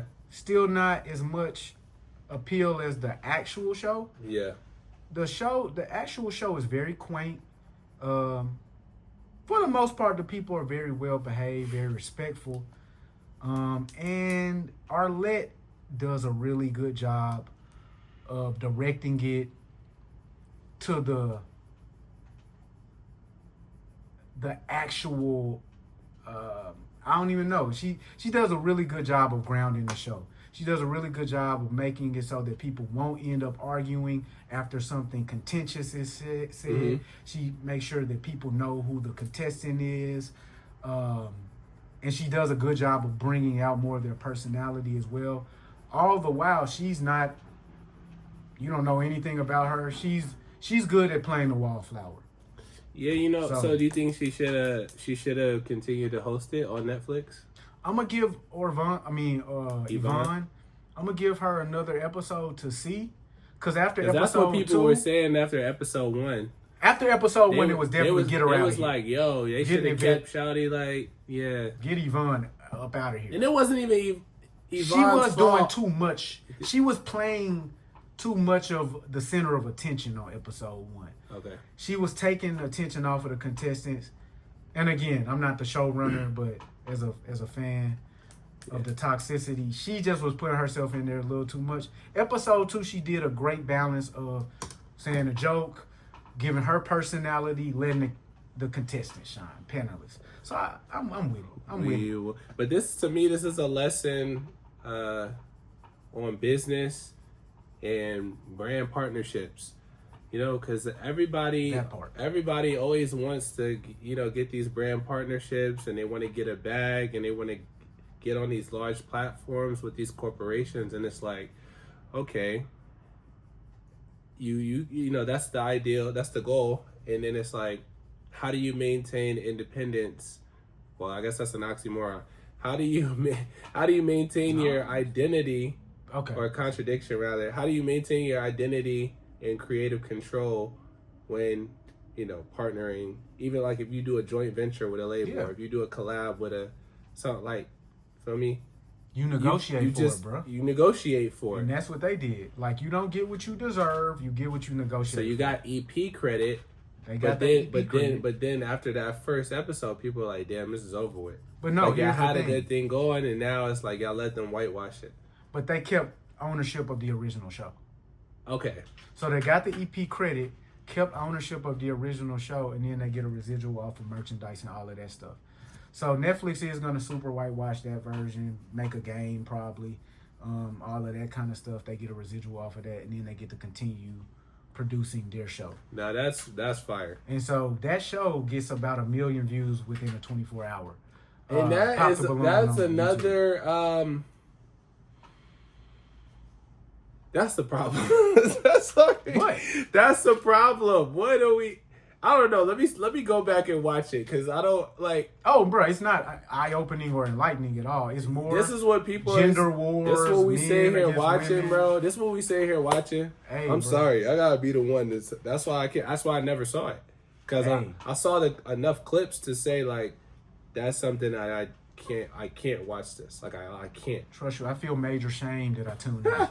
I feel major shame. It's definitely the what is it called? A guilty pleasure. Yeah.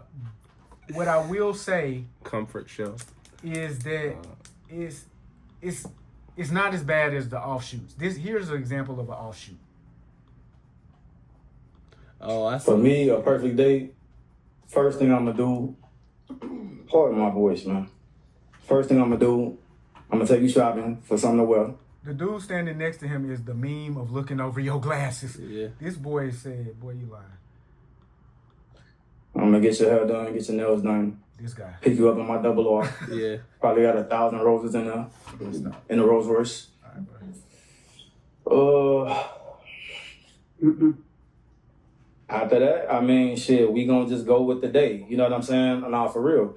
So we gonna just go with the day. That's if we in the city. If we not taking no trip, like I said, I'm pick you up, double R, roses, all that, the whole thing. You done got your hair done, nails done, you dressed to impress, whatever. We both looking good.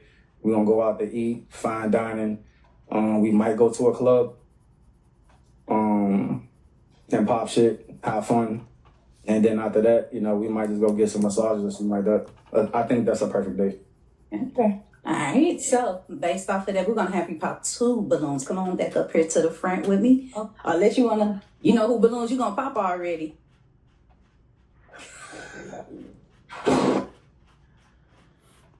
Basically, Ty, why does that man love a random stranger more than you love your own wife? Because I never seen you pick her up in a double R with 1,000 roses, and then y'all go to the day brunch, and then y'all go get her hair and nails did, and then y'all stop at the mall and buy her some clothes, and then y'all go get couples massage. I never seen that happen at your crib. So why do you love your wife not enough, bro? I gotta step it up, B. I gotta get my money up. And you just learned that from Pop the Balloon, and you talking about it's not an educational. Yeah, Bruh, yeah. You just and then that's another thing that I could go on and on. That's another thing that bothers me about it. Like, people with the cap, bro. Like, everybody on there is some multi-hyphenate. Entrepreneur. I'm a content creator. I'm a real estate investor. Bro, you work at a vending machine company. Stop. For real. And I'm a fitness instructor. Oh, so yeah, I'm actually I'm a software developer, and I'm a yoga specialist. Nigga, you work at State Farm. Like everybody, it's so performative. It's like, okay. I can't deal. The good news is she popped his balloon immediately. Right. Life lesson, you don't gotta lie to kick it, bruh. Okay? All right. I'm an actor. I'm this. I'm that. Like, shut up. We got a limited amount of time left, bro. Yeah. What you want to do? I feel like the black businesses probably is the one that because that's important. That's important. In top 5, you don't want to do Wayne acting weird? Oh my goodness. We still haven't did top 5. Oh, we didn't do top 5. We didn't do it. We have to do top 5. We got to do top 5. We have to do. Let's do top 5. Top 5. The black business clip isn't gonna be floating around next week like that. Yeah. Top 5 quickly, then we touch on black business. Yeah. Okay, top 5. You got your top 5? I got my top 5. I didn't write it on here, but I know it. So yeah. All right. This time we're gonna do something different. This time we're gonna do 5 to 1. I say my number, then you say your number 5. You know what I mean? All right. So you wanna go first or second? Let me write it down real quick. Okay. Bro, I left somebody off, but I'm not even going to change my list right now. Okay. But I saw one letter that you wrote, and I immediately realized I left Shorty off. Oh, you tripping. I'm fucking tripping for this one. Tripping. And I'm going to even tell y'all who I left off. But who is, you want to go first or second? You want me to, I can go first. Ryan, who should go first? Your dad or me? Your dad? Okay. All right, so number 5? Yes. Number 5, Lil' Kim. You put her at number 5, bro? Yeah, it's like my 5. Like, I see. I get you. Not an objective 5. And I ain't got nothing wrong with that. Your number 5 is Lil' Kim. Lil' Kim. My number 5 might be very weird to some people. Okay. You might have her higher. You might not have her at all. Okay. Cardi B is number 5. That's interesting. Yeah, she's not in my top 5 at all. And I'm glad you admitted that, because I'm going to tell you why I put her. I know people are going to be like, bro, she ain't. Again, Cardi B is very much like Steph Curry. She changed the game forever. Everybody after her doesn't play basketball very well. They do one thing very well, and that's get attention, which is not what basketball or rap is about, and that's what Cardi B brought. That's true. Everybody after her is only doing that. They only getting attention. So that's why I put Cardi at number 5. Otherwise, she would not be on the list. Impact. She's not a great rapper. I respect it. All right, bro. Her album was hot, though. And that was like Lauryn Hill. It was a hot album. Hot album. Perfect discography, as they would say. She has a scratch everything I just said. Cardi B has a perfect discography. You including mixtapes? Gangsta Bitch Volume 1 and 2. He was on that. I was never on it. Exactly. I was never on it. You're not a real fan. I'm not. Number 4. What's your number 4? Number 4, EVE, First Lady of Rough Riders. Damn, bro. Okay. I gotta give it to her. Eve, I like Eve a lot. Okay. She had hits. She had the streets. She had the crossover. So, you know what I mean? The TV show. You know what I mean? That's facts, bro. She married to a billionaire. I was about to just say it. Trailblazer. Yeah, facts. The rebrand and stuff.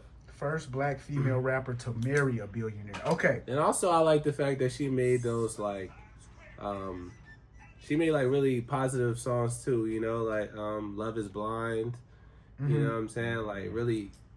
And then she also had the who's that? Like she had a diverse. She had because when she started hooking up with Dre and Gwen, that was like totally different. But that was smash hit time. Yeah. She was out of there.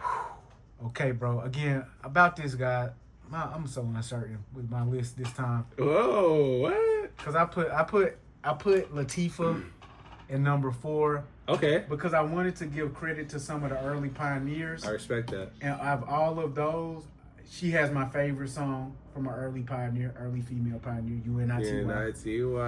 And she really put us on acting as rappers. Latifah acting? Yeah. I'm mad people don't put her in that best rapper turned actor. Like before LL. Yeah. She's before all of these guys. Yeah. I don't know if she's the first. She's up there. Ice-T? Because she was in Juice, too. She was in Juice. When Q went to go audition for the DJ competition, she was the lady in... That's right. Yeah. That's right. I was thinking of South Central when you said Juice. Okay. Yeah. She was the DJ chick. Okay, yeah. So she was at the same time as Tupac. You know? Pac is the one. Okay. So, but she the same time. Yeah, because they were both in the movie. She had a small role, but, you know, she was in there. Okay. I like Latifah a lot. And then she obviously took it further than Pop because she didn't. She's Broadway and Broadway singing. Yeah, the whole thing. Shout out to Latifah. Number 3. Number 3. Tracee. The baddest chick, Trina. I see why. I love Trina. I'm not gonna lie, bro. I see why you did it, bro. With these women, it's hard for me because I'm not really ranking their rap skills. See, I am though. I am. And then I'm gonna have some things to say to you. Yeah. So I like Trina. Just she again someone who had the raunchy joints, but then also she's getting up there with Wayne, Ludacris, Rick Ross. Whenever you put these guys on the song, she's. If you had said Shauna, I might could. Trina, nah. Hey, if you said Shauna, I could. She's making it. She had the hits, man. Trina had them hits, man. She had them hips too, and them dips as well. That's what I was a fan of Trina for. She had the R&B raunchy joints too, as well as the street records. Yeah. And her verse on Nanning is just legendary. So of course. You know, come on. You know what I will say? My number 3, Kaya. My neck, my back. Yeah. All right. Bro, that's how I know you not ready for the smoke. Cause I just said Kaya is the number 3 rap chick of all time. You said, all right, cool, I'm with it. I didn't say I was with it. Hell no, bro. I just said... You're supposed to say, what the fuck, I just said hi. You're supposed to say, baby, cover your ear. What the fuck wrong with you? All right, my number 3 is your number 5, Lil' Kim. K.I.M. And I put her number 3 for me. I would say Kim is the best rapper. I wouldn't say she's really the best at anything, but that's personal because she was really the first rap chick that I ever even paid attention to. The dilemma? Kim, yeah. It's the only thing is, and that's, I respect it. Like, Kim really one of them ones, so, like, me having her at 5 is not a slight to her. It's just, like, the other ladies. Yeah. I listen to them way more. Yeah. Like, I don't ride around listening to Lil' Kim. You may catch me riding around to Trina. How many licks does it take till you get to the center? You don't be riding around? Like, maybe Magic Stick, maybe. Oh, okay. And that's you listening to that for 50 though. That was because it was on the massacre. Come on, bro. I know you. I got, you know what I mean? All right, and so who you got number 2 then? Number 2, Missy Misdemeanor Elliott. Then I already know you're not gonna include one of the greatest of all time. I already know who you. I already know. That's for you. And that's B. weird, bro. That's for you. That's weird, bro. No, that's weird, bro. No, it's that's not. weird. Number 2, Lauryn Hill, bro. All right. And you ain't put her on your list at all, and that's weird. I didn't put her on the list. Not because That's of weird. not because of talent. That's weird. Not because of talent. Trina, bro.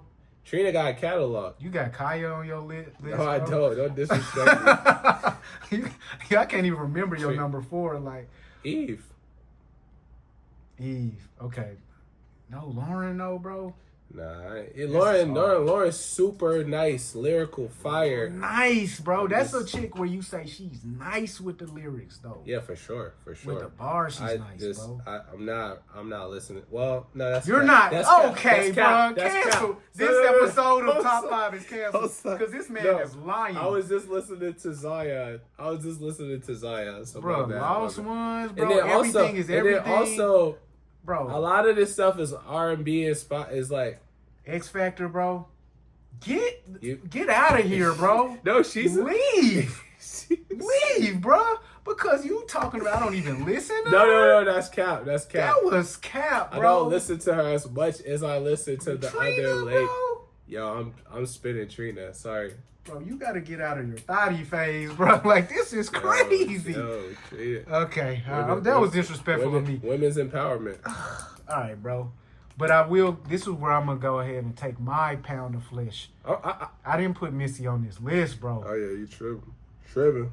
I didn't put her on this list, and when I saw you write the letter M, I said I didn't put her on this list, bro. Missy is the only one who could compete with the other one for number 1. Missy is the only one that could compete with Lauren and the other one for number 1. Missy is the only one. Missy, so 1 of 1. I'm not gonna remove nobody. 1 of 1. Obviously, if I had to, it would be Cardi B. But Cardi has made such an imprint. I'm not even gonna remove her. But Missy, I need my ass whooped. With no tree, there's no city girls. By the way, don't disrespect. You need your ass whooped, bro. Don't disrespect. No, that's a fact. That is a fact. But what do we need them for? I mean, like, what do we need them for? What do we need them for? What do you need Cardi B for? To enrich Lil Yachty more? Because that's the only thing that they did in this game. Yeah. You know, keep Drake run going. Influence women to influence strippers to get in a booth. What do we need them for, bro? You just convinced me that is true. And Trina was a stripper too, but like, you know what I mean? Hey, number 1. Yeah. You already know. Just say it. This is obvious. Nicki Minaj. The Harajuku Barbie. The Harajuku Barbie, bro. Onika Mirage. I run out of nicknames for the woman. Number 1. Female rap MC. Meg's father. Nicki Lewinsky. Megan Thee Stallion's father. That one. That girl. Drake's sister. Wayne's daughter. First Lady of Young Money. Where are we going? Nicki Minaj. Nicki. You can't even write a comment if you're going against this one. You got to do a full stitch. I think for like what J.Cole was saying as far earlier about there's no 100% cap. I feel like when it comes to this cap, nobody will dispute that Nicki's not number 1. Nobody will ever say that J. Cole ever said anything that was facts. You know what I mean? Nobody will ever say that. Just like nobody will ever dispute up until this point, this day and time, nobody will ever dispute Nicki Minaj. We got to put the Billboard order. I don't even really. Nicki's number 1. I know. Missy's number 2 on there, I think. She's So we'll put it on. But I mean, I don't even think we really gotta explain it. But for me, I'll say this, and this is kind of funny. Like, I used to be a barb. Like Lil Nas X. I was. Did you follow Lil Nas X, bro? No. I wasn't like it's levels to the barb. Like the fan page, motherfucker. Like I would meet girls. Like in college. You're a manipulator, bro. Is what you are. And then like Nicki, I would be rapping Nicki bar for bar, and they'll be like, "Itty bitty piggy, bro." How do you don't play with me? And Yo, and they'd be like, I don't know where to go. Like, why do you know this? And I'm like, bro, this is Nicki. Like, wait, bro. Okay, here's the thing. I told my friends in 2017. Oh, was it 20? No, sorry. I told my friends in 2013. I think it was 2013 when she was doing all of them freestyles. The looking ass nigga, Chirac. Yeah, I'm a boss ass bitch. Like, I say, yo. Yeah. She's the hottest rapper in the game. Yeah. Like, right now. And he's like, what? Bro, what are you talking about? Oh, Drake. Oh, da-da-da. No, I said, bro, male or female. Hold on. She's the My hottest. mistake, why y'all didn't see me react like, what? What? Huh? It's because I thought he said the hottest female rapper. No, and I started no. thinking, who was she competing with? And he clarified she was competing with males as well. No. You're tripping, bro. In 2014, she was number one. Or 2013. You right. Over J.Cole. I forgot. Whatever year that You're was. correct. She was on fire. J.Cole never. Nicki Minaj was the hottest rapper in 2014. Was it 13? I think it was 13. It was 13 or 14. It was 2013 and 2014. Yeah. That's how cold Nicki Minaj run was. It was so cold that J. Cole could never be number one in the rap game, just like he said himself. Oh, and then she did Yes, Bitch, Yes. Produced by Soulja Boy. Like, Produced Soulja. Come on, man. Beat Me Up, Scotty. Like, come up DVD. Seeing Green. Come up DVD. Shitting on him. Bro. Still I Rise. What was the joint? Still I Rise. I wish that I could have this Moment for life. Hey, that was Roman's Revenge. Super Monster. Bass. Come on. Like, it's like... I'm not a fan of most of these songs I'm saying, guys, but I know they're hits. By Your Side with Chris Brown. High School. All right. With Lil Wayne. We're going to slow down now. Yo, I'm just This is where you will debate me for sure, up and down. Yeah. The Monster verse was not good. It was certainly not the best verse on the song Monster. Go. Monster, Nicki's Monster verse. What did she say? I don't know what I just did my bite because that's the way she said it. What did she say? What did she say? Bang! It was iconic regardless. I don't know. Automobile gangsta! Yeah. Brother. What a bad bitch that came from Sri Lanka. You could be the king that watched the queen conquer. Why don't you not saying it with that inflection? And I'm going to start rocking gold teeth and fangs. Because that's what a monster do. Giuseppe, that's a monster do. Bro, where's your character and inflection as a barb? It's not giving barb. I'm like a half a barb. It's giving J.Cole fan. All right? It's giving peaceful spirit. But nah, it's Nicki number one, man. You a fan of that verse? It's an iconic verse, regardless of how I feel about it. I mean, and that's where we'll leave that. Yeah. Leave it there. Now, if I had to say the best female rappers of all time, none of those people will be listed except for Lauryn Hill. The best female the best rappers at rapping. Yeah. Rhapsody. You said none of them would be except for Lauryn. So not Nicki. Rapping. Well, throw your whole list away. All right, go ahead. Rhapsody, Remy Ma, Doja Cat, Tierra, Lotto. You think Lotto is a better rapper than Nicki Minaj? I didn't even know I was going to do that kind of hot take. That was crazy. Yes. That was crazy. I do. I like Lotto too. I do. Lotto hard, but I do. Yeah, yo. Sis can never see sis. Alright. It's giving wannabe. Alright. It's giving washed up. So go back. It's giving washed up. Go ask Lotto who her idol is. It's giving misled. Alright, get the fuck out of here. It's giving. Get the fuck out of here. We were all childish and immature at some point. Let's go. I can't do this segment without saying it's given before. It's given. You're tripping. It's given you're brainwashed by a washed up loser. Who just dropped an album and sold more records that she could drop right now and shut all this shit down. It's given not light skinned enough. Alright, man. Till next week. Guys, I'm not trying to get murdered. Okay. Well, yeah, this is the Wallow joint. Oh, damn. Okay, very quickly, Wayne is acting weird. Everything he's been saying recently is a lie. He does know about Watch the Throne. He does know that Not Like Us was a diss song to Drake. Yeah, so the thing is, what else? And he did watch the halftime show, guys. So stop tripping, stop capping, brother. But I will say he has drawn more attention to the Carter 6 than he could in any other fashion. Great rollout, Lil Wayne, because I would not care about the Carter 6 if you didn't say all of these ridiculous lies. Yeah, you know the thing about Lil Wayne, because I'm a huge fan of Lil Wayne, and so I knew that he always plays this like mysterious, I don't know anything, I'm just in a cave like listening to my own music, I don't know anybody, I don't know anything. And it was, I knew that was cap when I would listen to his dedication mixtapes. Facts. Because I'm like, yo, you're rapping exactly like the person who you said you never heard of. On top of their beat.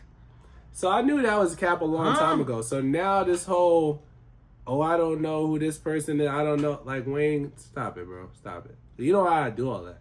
And this is where I didn't even see as far as you did, because that's how much of a fan I was. I was like, he probably don't know who 21 Savage is. He probably do think that's a group of 21 people. And it just became egregious to this point because he said something I just can't even identify with.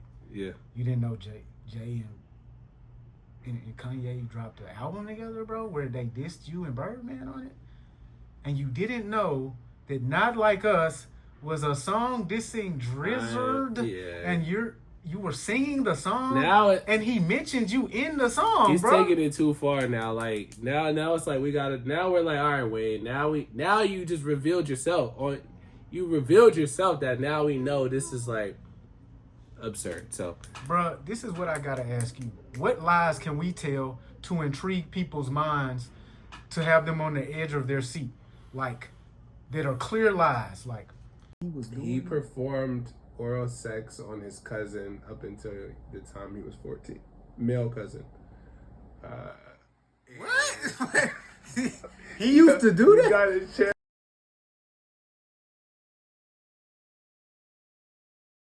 You know what? Anywho, yay, you still the GOAT. You're still the greatest of all time. Nikki. Oh my goodness. What? My boy did something? You don't know what happened. What he did? I feel like... What'd he do? We have to talk about this, bro. When you're ready, so... The nigga said, when you ready? I don't know. It's like... What happened, bro? Died. So, he just tweeted about incestual acts that he performed. Yeah, I need more prep. I need more prep. Yeah. I need more prep time. Yeah. I need more prep time. I gotta figure out what's going on. I gotta figure out what culture he got this ritual, bro. Because I don't be ready for this. Yo, when I left, somebody told me, they was like, yo, what do you think about what Ye? I was like, what you talking about? What are they talking about? Jay-Z and Beyonce? They're like, no, like, da-da-da-da. And I'm like, wait, when did this happen? Today? And she's like, yeah.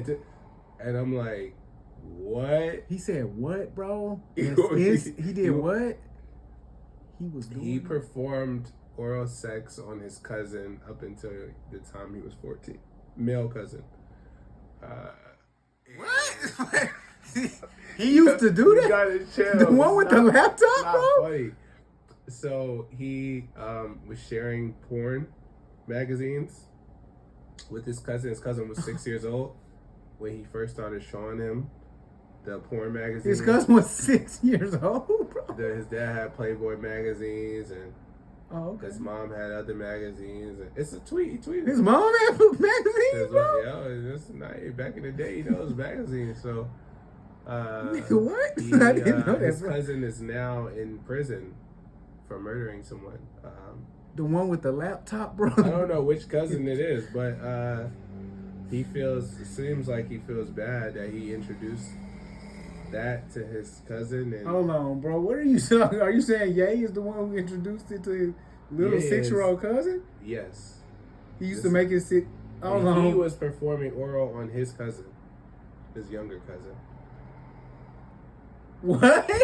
Yo, it's not funny. What are you talking about, bro? I'm so serious. You're not funny. This isn't a funny joke, bro. I know, but you, like, huh? This yeah. He used to perform he put oral. a song. I think he played a song about it too, called Cousins. Yo, you gotta chill. What are you laughing? Bro, what are you I talking know about? this is your hero. I don't know, but He's not my hero, bro. Don't say that shit to me, bro. Don't say that to me.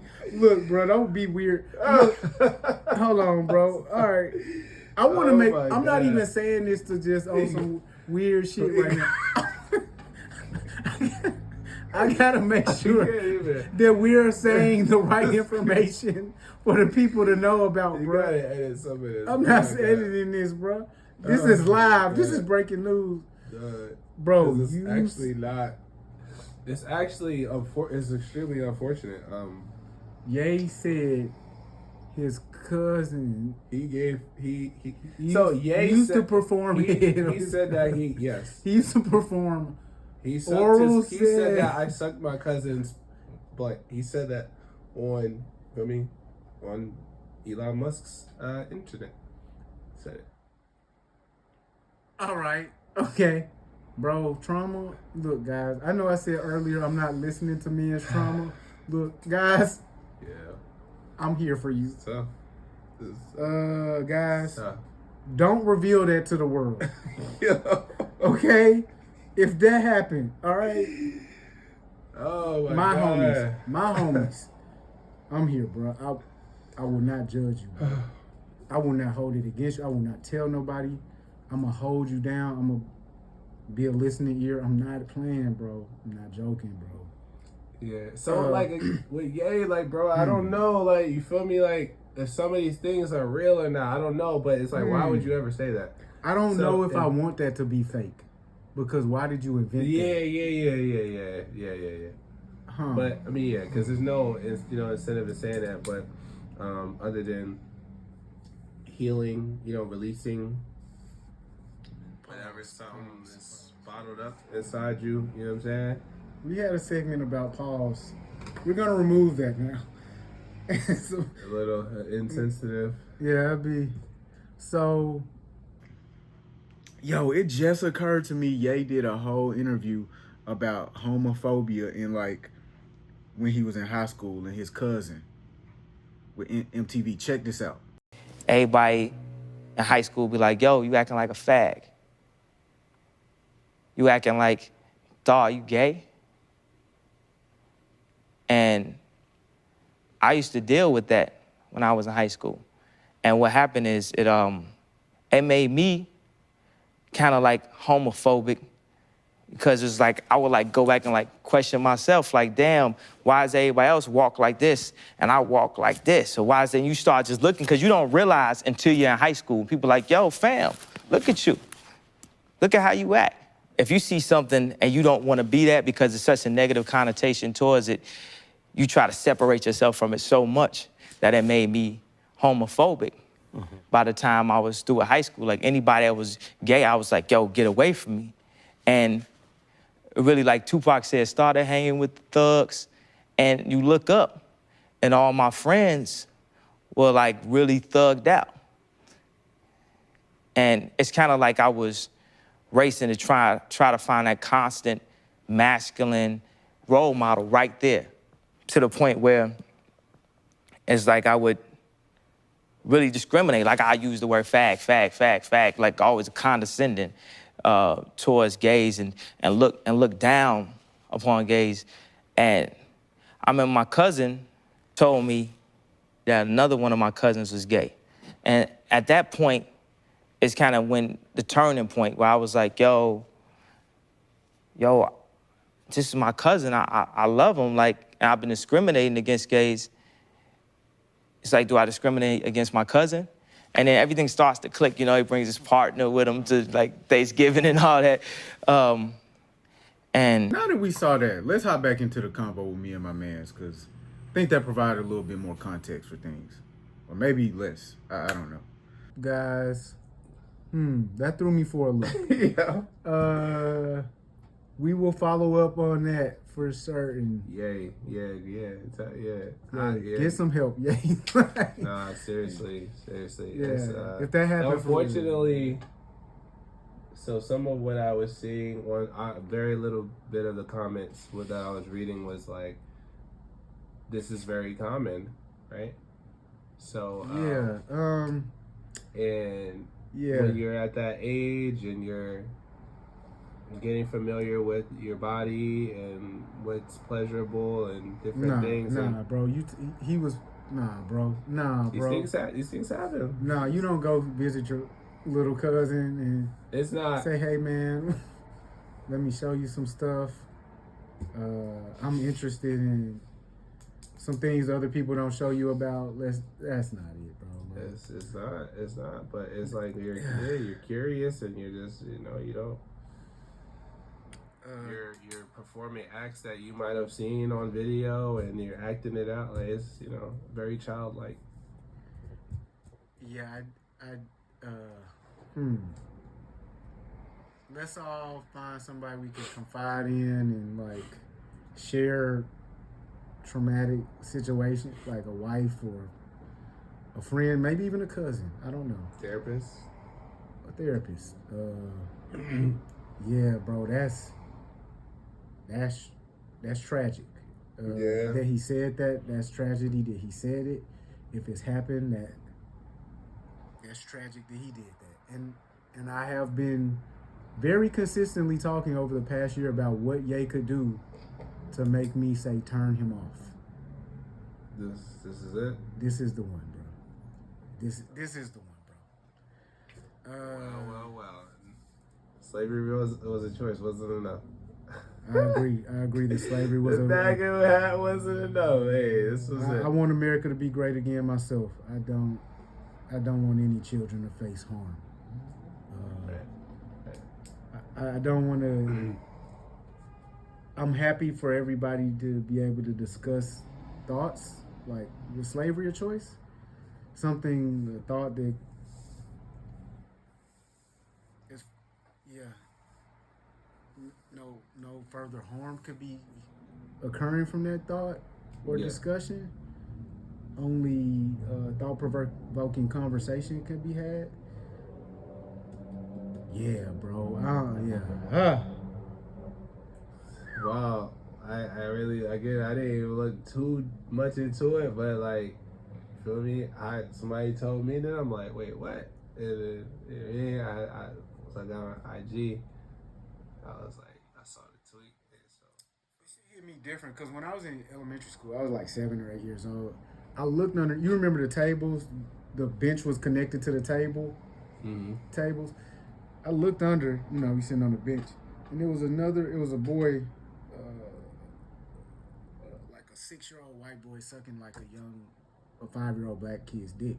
Whoa! Underneath the table, and I recognized what they were doing, and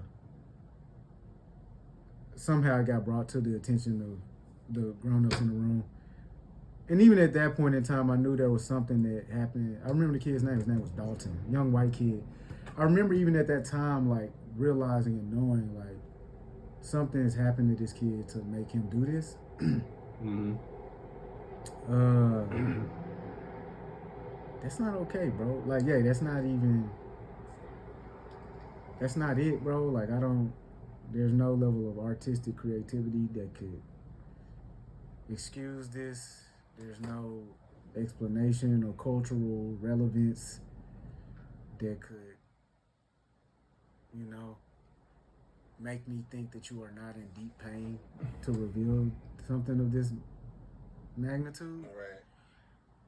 But I think that whatever just recently happened to his cousin, is kind of what prompted this, right? Like, I think his cousin just had allegedly committed a violent crime in which they are about to do some time for or something. So I gotta get all the facts, but yeah, bro. I don't even know if we'll ever talk about this again, man. We might if it develops into more facts. I doubt that it's gonna be an ongoing story or thing on social media, but Hey, if this was a hoax, I'm gonna include it, and you guys can make fun of us for being gullible. Yo. All right. Yeah. I don't even know how to stop now because that was so weird. Yeah, but that was so sad. Pray for Ye. We've been doing a lot of that recently, so yeah, I guess keep it up. Pray for his cousin. You know? Yes. But yeah, feel me? Oh wait. Yeah. Oh, I thought it was. Hey man. Oh, the am I the asshole thing? Fuck. Bro. We'll do it next time, or I'll try to take it though. Yeah.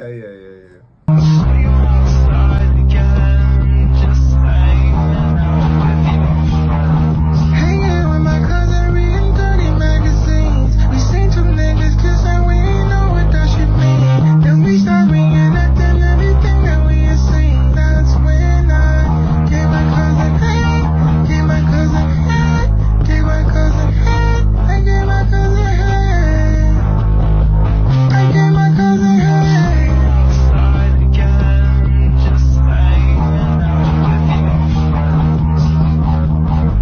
And I know these niggas about to judge me now. And I know these niggas about to judge me now. Told it off when we was hanging now. Told my cousin not to tell nobody. People tell me take it to my grave. Truth will set you free someday. I don't think they understand that I'm not attracted to a man. They thought I was gay. Nitrous don't help me, it just put me in a trance. I'm talking about euphoria, I'm not talking about a man. Told her don't leave me, cause I need you by my side. As long as you don't leave me, then I'll probably be alright. And that one time that you left me, I didn't get no sleep that night. And that one time that you left me, I took 10 perks to get high. 10 perks to get high. Pray that I don't die. But if I die, you in the sky. 2 bites of the quake. Don't leave, just stay, babe. Let's go on a vacay. Leave the world behind. Leave the world behind. Leave the world behind. Nitrous don't help me, it just put me in a trance. I'm talking about euphoria, I'm not talking about a man. Told her don't leave me, cause I need you by my side. As long as you don't leave me, then I'll probably be alright. Then I'll probably be alright. Took 10 perks to get high. 10 perks to get high. Pray that I don't die. But if I die, you in the sky. 2 bites of the quake. Don't leave, just stay, babe. Let's go on a vacay. Leave the world behind. I can't. Like, I'm trying to play like I can react to it, but I can't. Like, I'm doing good so far. Can't tell. Have you? I haven't watched it. So, Chinese. what did we not talk about? China. Chinese. Yeah. Damn, bro. I think the actual truth is my brain is turning off.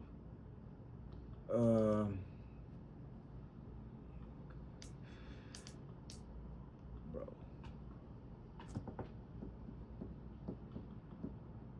How on fucking earth?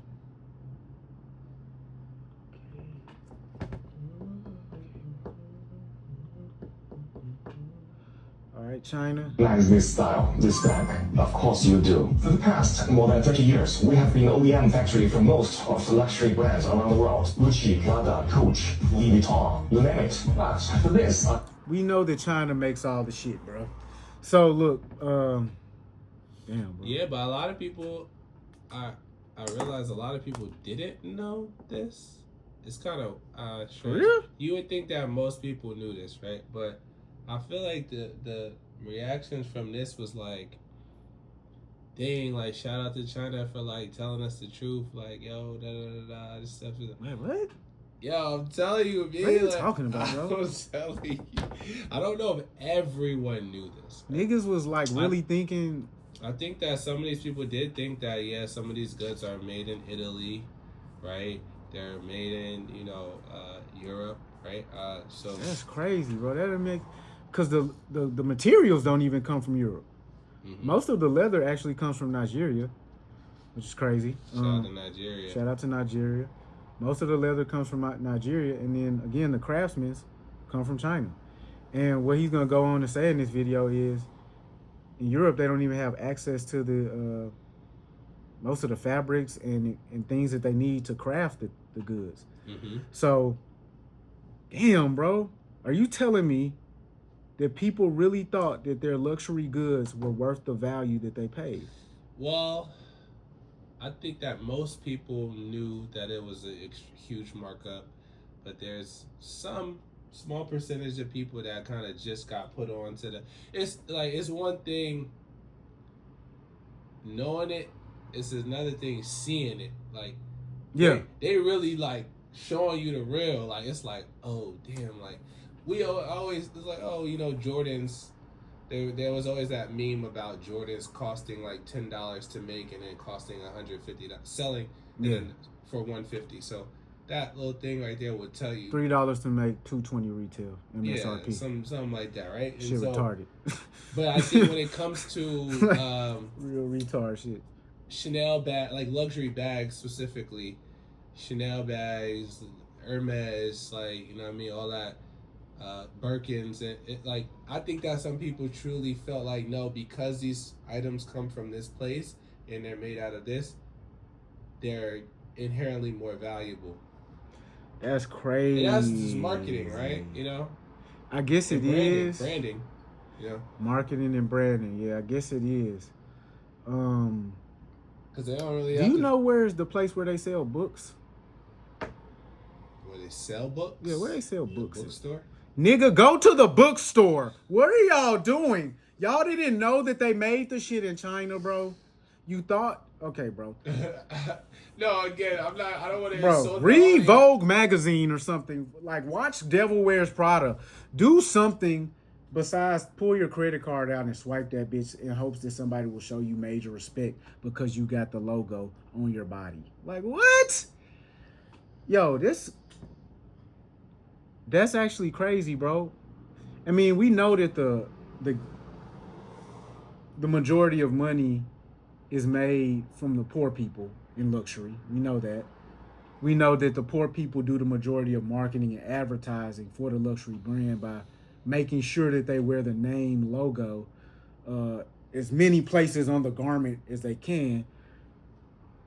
What, as the people who do this, because I'm not separate from this group. Yeah. What do we do? Now that we know that the Chinese guy here is very friendly, makes it, he told us that the bag costs $5,000. He'll charge you $700. What do we do now? So, I mean, I saw a lot of people saying that, you know, Americans saying that they just gonna what's the link, essentially? What's the link? What's the link? Temu.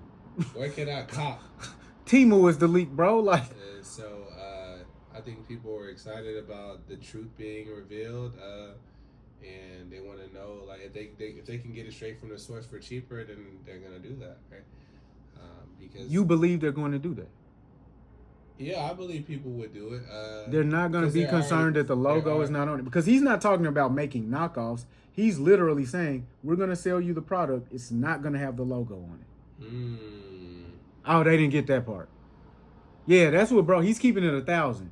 Okay. I'm not finna do some flawed illegal shit. Illegal, yeah. I'm finna just sell you the bag that you wanted at the price that it costs.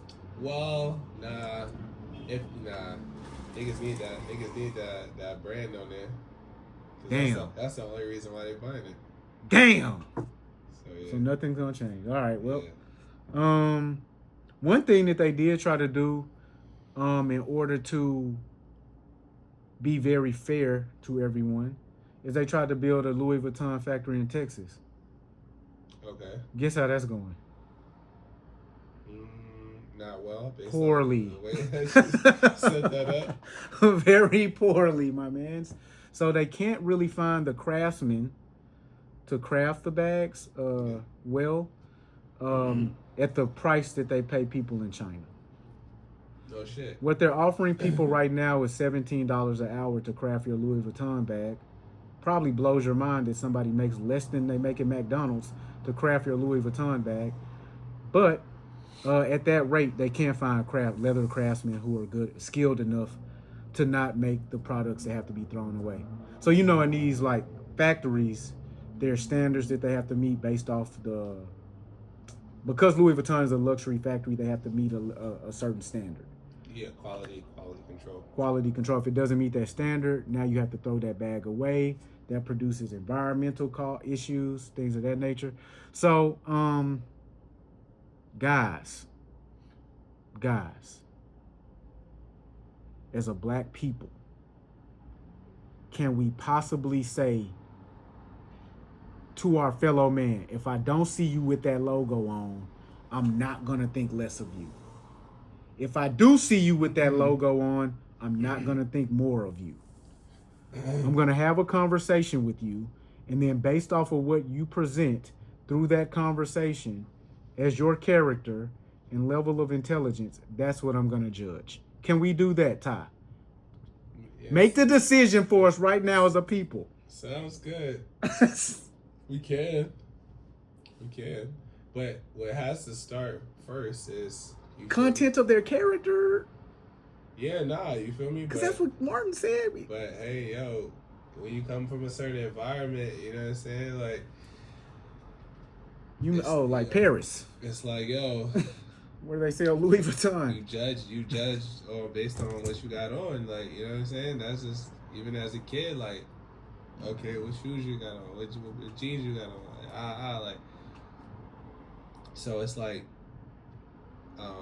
people, it's kind of almost instinctive at this point on the low, like where if somebody walks in, it's like, oh, I judge a man by his shoes or whatever. All these things, like these little things, is like you just peep and it just your brain automatically you assess like the whole situation is. And it's like, for example, a client comes in my office, young Asian dude, SCAD graduate, comes in with the Margielas on. You know what I'm saying? I peep the Margielas right away. North Face on, like everything's a brand name, right? Yeah.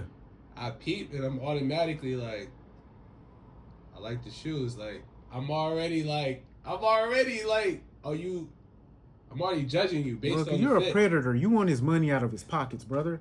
I know what you were up to. Nah, it's like, you feel me? That it's just, I'm like low key, like, you know, I'm not gonna judge somebody. Well, let me not.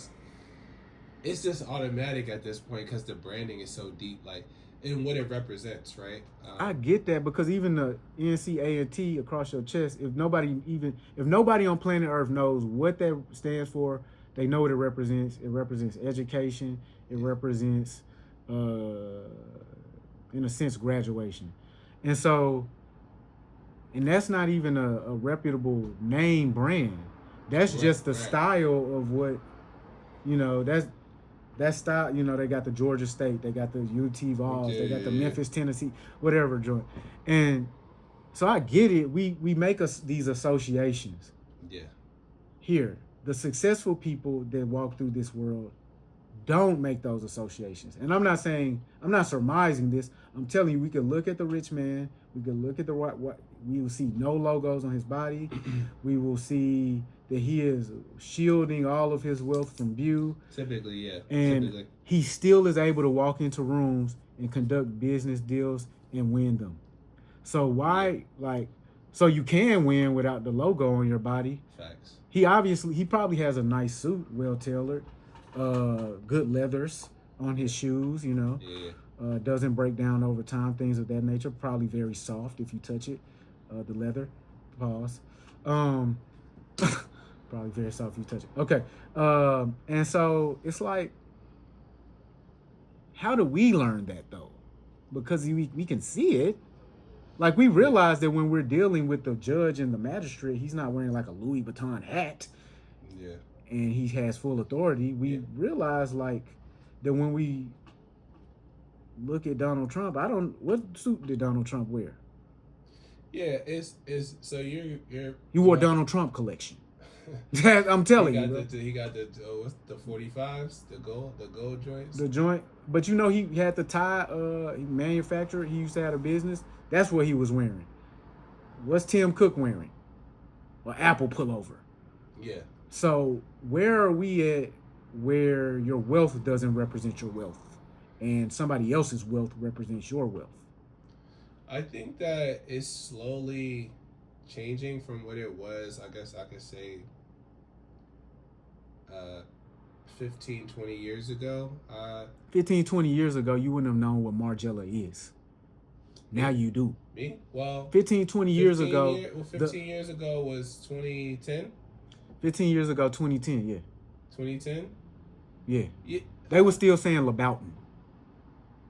I didn't get put on the Margiela until like 2012, 2013. What I'm saying is more than that, bro. You didn't get put on to nothing besides Louis and Gucci and Versace and Armani up until very recently. Now we know Margiela and Goyard and Marni and like a whole host of designers that, like, we know 15, 20 designers. In the past, we only knew 4. Yes. So whereas you say it's getting better, I can't see that. Yeah, I mean, children walk around wearing $1,000, $2,000. Rick. Yeah. Chrome. Yeah. Just Rick. Chrome was here in 2000. Yeah. You ain't know about it. Right. Supreme even. Ain't like, so it's like, is it getting better or is it getting more affordable because you're getting more money? What is it? Good question. I think the message that I really want to convey is that, like, is what you just conveyed, right? Your self-worth, it has to be, you have to have self-worth. Yeah, for sure. And that shouldn't come from material possessions, right? It's like, it's obviously it's inherently a status. These things are status symbols, just inherently. If I wear a Rolex or I drive a Mercedes, it's automatically that. But we don't need to look to these things to define ourselves or feel good about ourselves. Like, you feel me? Yeah. So it's like, but for people that had, I could understand for the people that had nothing. And then when they put that shit on, like how they say, yo, you got that shit on. When I understand the feeling of like how people felt when they put certain shit on, like, and it's just like you were in a better mood or you walked around different, like, you know what I mean? I can understand the rush of cocaine to your fucking brain, bro. Don't do it, bro. I don't care how good you feel, cause you're a clown, bro. I'm gonna talk directly to you, clown ass niggas wearing a Gucci or Louis belt. Like, nigga, fuck out of here, bro. Fuck out of here, bro. The Louis belts was hot. The belts was hot at one time. Your bitch should take your belt off and spank you with it, lame ass nigga. I'm gonna be real with you, bro. I'm gonna be dead ass serious, bro, because this is I'm gonna turn up. Fuck you niggas. Do it with your knowledge. Yeah.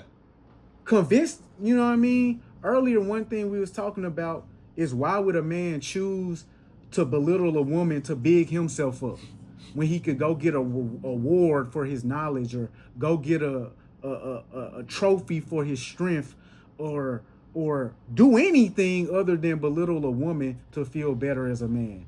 How about, nigga, the reason why they only have the option to belittle women is because they're so fucking dumb and lame that they couldn't think of anything else.